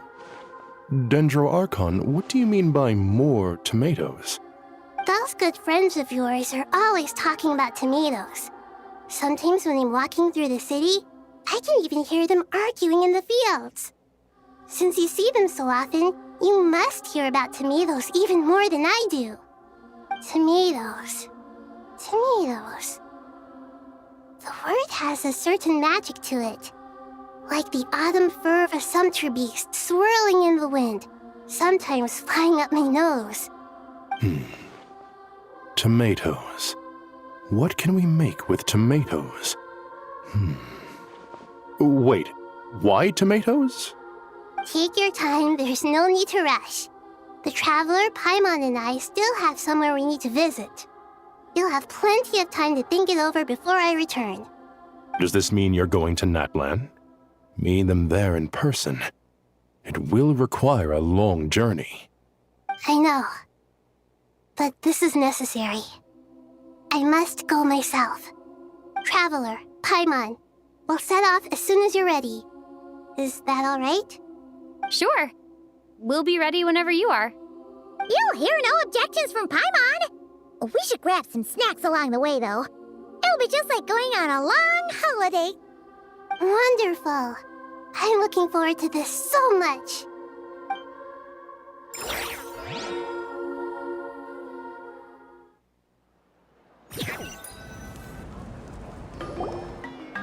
Natlan is such a lively place. It's super cheerful and positive, too. I can see that. There are people outside exercising at all hours. Such a healthy way of life. You came. Welcome, welcome. You must be hungry from your journey. Would you like something to eat? Oh, thanks, but no thanks. We've been eating the whole way here. We had a mushroom platter, Sab's meat stew, butter braised chicken, Hadasara pudding. Paimon's positively stuffed. All right, all right. No need for all that detail. I'm starting to get hungry myself. Maybe later then. We can wait till everyone's got an appetite, then all head out for a meal together. Sounds like a plan. Let's find somewhere to sit down.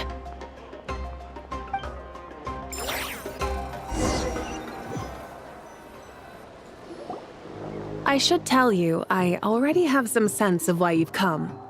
Why's that, Malika? To say thank you. Your senses are spot on. But on top of that, we also feel guilty. Because the pyronosis has vanished? I sensed its loss.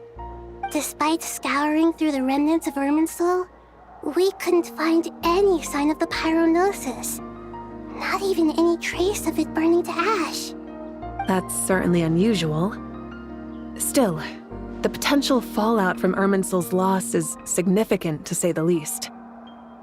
Perhaps the pyronosis's disappearance is simply a knock-on effect of the impact it's had on a certain strand of fate.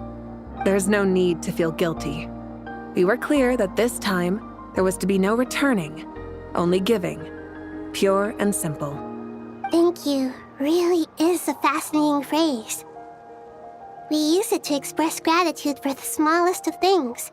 Yet, when faced with a kindness too immense to describe, we use exactly the same words. It's not that we lack other means of expression. It's that when we truly need to express our feelings, the simplest and purest words are always the most powerful. You're right. In Natlan, we prefer simple expressions too. Companionship, friendship, support. They might not sound fancy, but the sentiment behind them is sincere.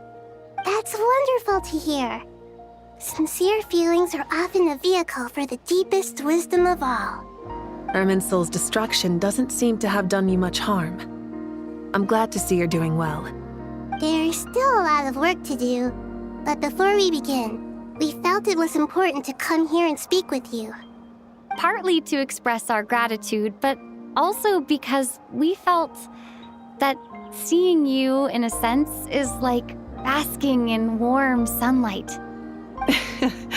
That's a nice way of putting it. I like that. To tell you the truth, though, I'm not a fan of somber meetings. So, since there's nothing more to say, why don't we go bask in some actual sunlight? The weather's beautiful today. What a great idea! Paimon's gonna lie back and soak up some rays.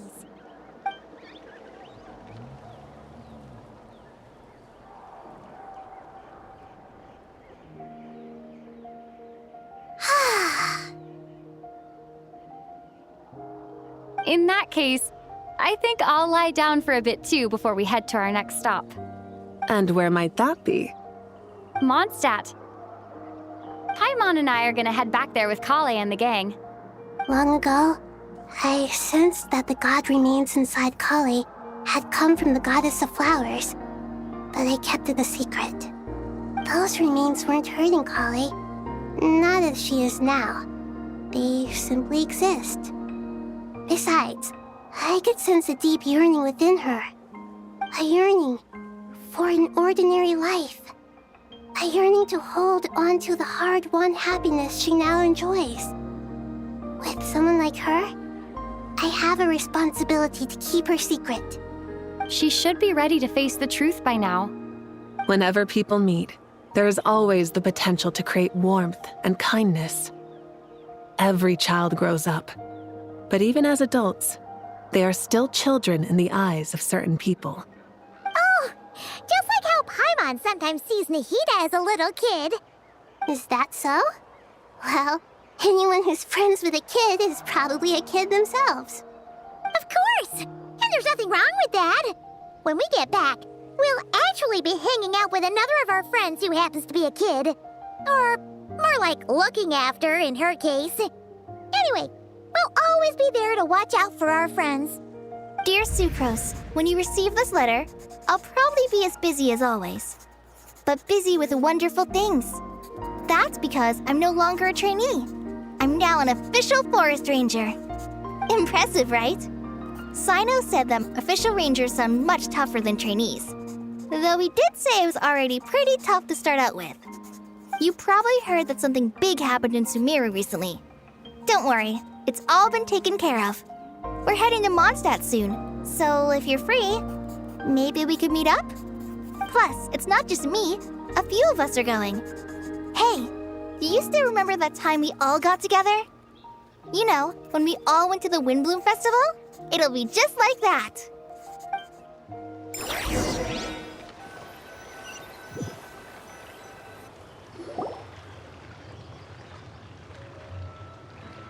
Dainari, is that... Don't you say it! Is that the great Vayu-Vyastra? Behold, the great Vayu-Vyastra, General Mahamatra. How times have changed. I wasn't expecting you to beat me to the punchline. You've changed. You've really upped the aggression in your battle against Sino's jokes. Kale, how did you know what I was going to say? For the love of... Hey!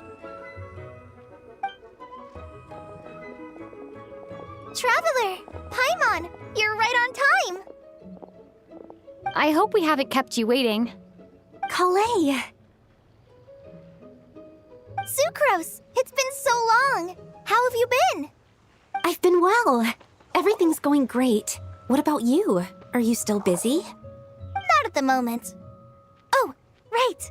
That juicer you gave us works amazing! Farzan loves it. Seriously? That's wonderful.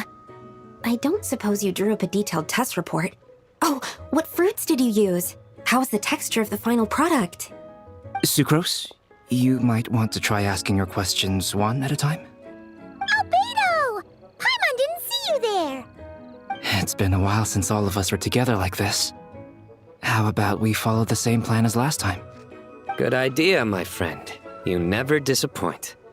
So, what are your identities this time? Don't remind him. First things first. Allow me to introduce our very own official Forest Ranger Kale. The rest of us are simply her humble travel companions. This sounds like one of those mushy stories that gets people hooked on some corny, heartwarming premise. Oh, is our story not heartwarming? If I recall correctly, there was even a scene like this in King of Invocations. Besides being heartwarming, our story's also about tough, impressive-sounding job titles. At least that's what I think.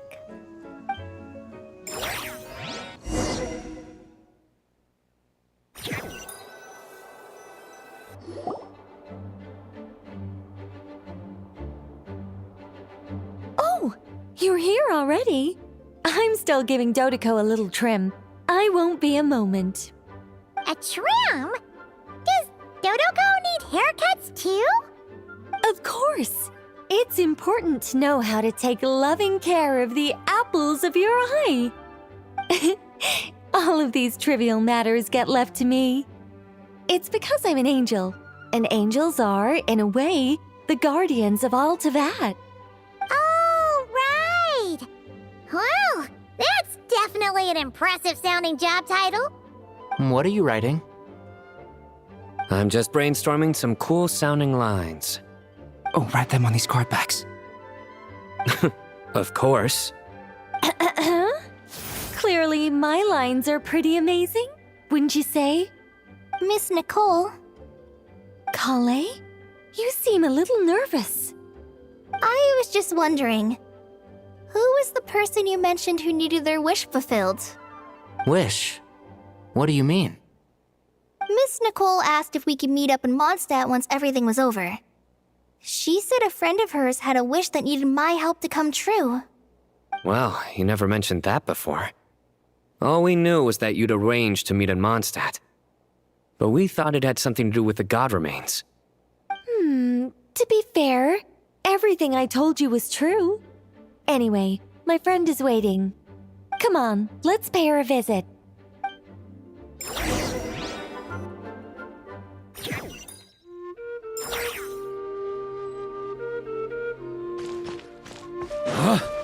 On me! Here. Huh? You're... Surprised?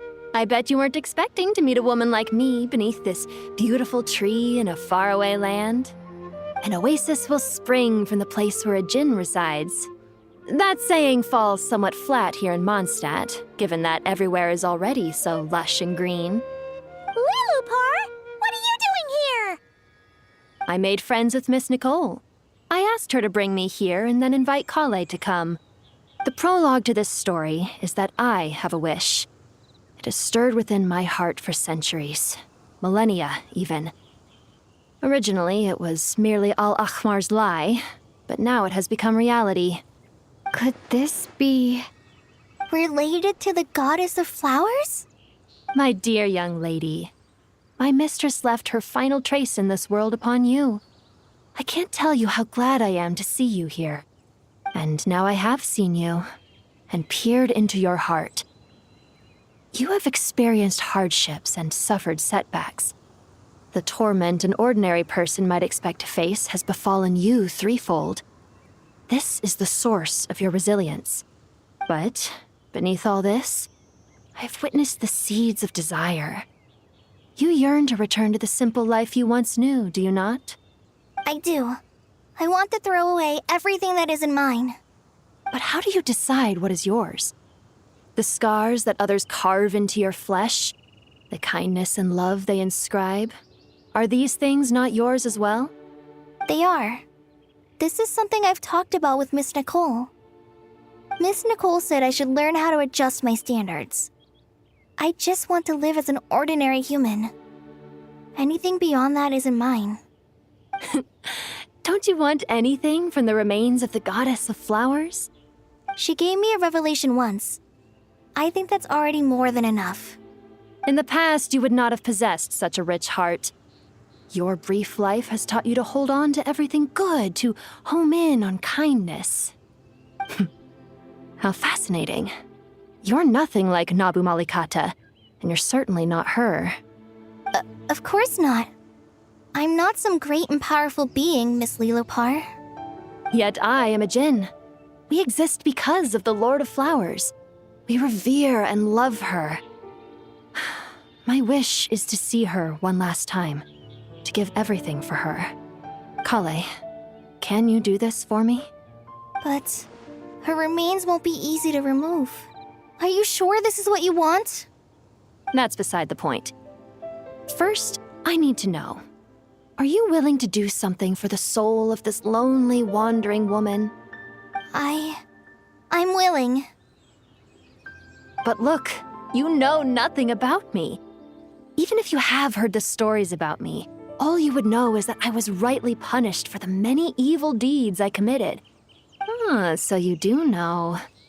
Your lips are quivering, your eyes trembling, and still you're willing to do something for me. Life has been cruel to you, and yet you've learned to be kind. My dear young lady, to repay your kindness, I too must play my part. Are you sure about this, Lilupar? I yearn to see my mistress. For this moment, the world can burn to ashes, the universe be engulfed in flame. I care about nothing else. And you, Kale, I can give you a gift. You'll become just another ordinary human. But Miss Lilupar, what will happen to you? My wish will be fulfilled, and I can die happy. Why would you wish for that? A long, unending life might seem desirable for one who has never possessed it, yet it brings torment to one who has. My remains are scattered across the yellow sands, but my soul can find no peace. Since you've promised to grant my wish, give me that release. Allow the dying to die, and let the dead rest in peace. You have my thanks. Kale, there's no pressure on you. What she said, it's all true. A wish is a genuine desire, after all. It's as if you want to use the last of your life to give me a better future. Nothing's so selfless. We'll be using our futures to fulfill each other's wishes. This is a noble act. A beautiful and secret transaction between two women. I understand. Miss Lilupar, I'm ready.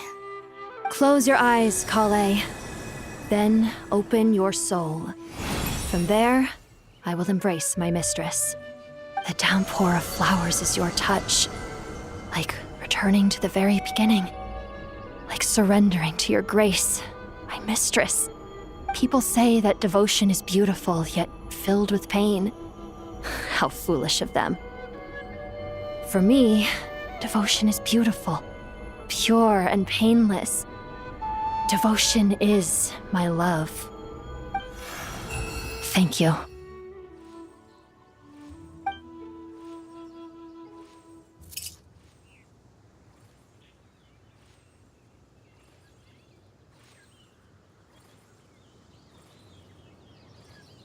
Lilupar!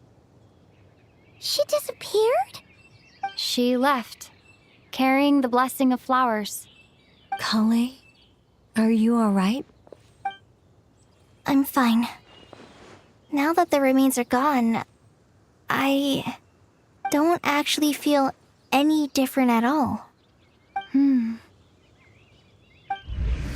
Those remains weren't hurting Kale. Not as she is now. They simply exist. Besides, I could sense a deep yearning within her. Kale must have already received what she was yearning for. I'm doing fine. I feel relaxed. There's really no need to worry. Then my wish has come true, too. To become ordinary? That's just one of my wishes. Actually, I have a few more. For instance, I want to protect the people I meet and help them find happiness. That sort of thing. So between Miss Lilupar and me, you fulfilled 2 wishes already, and protected 2 people. Wonderful, isn't it? Oh, I feel so fantastically happy. I guess that settles things here. So what's next? What do you want to do when we get back to town? Clay, look who I've brought to see you.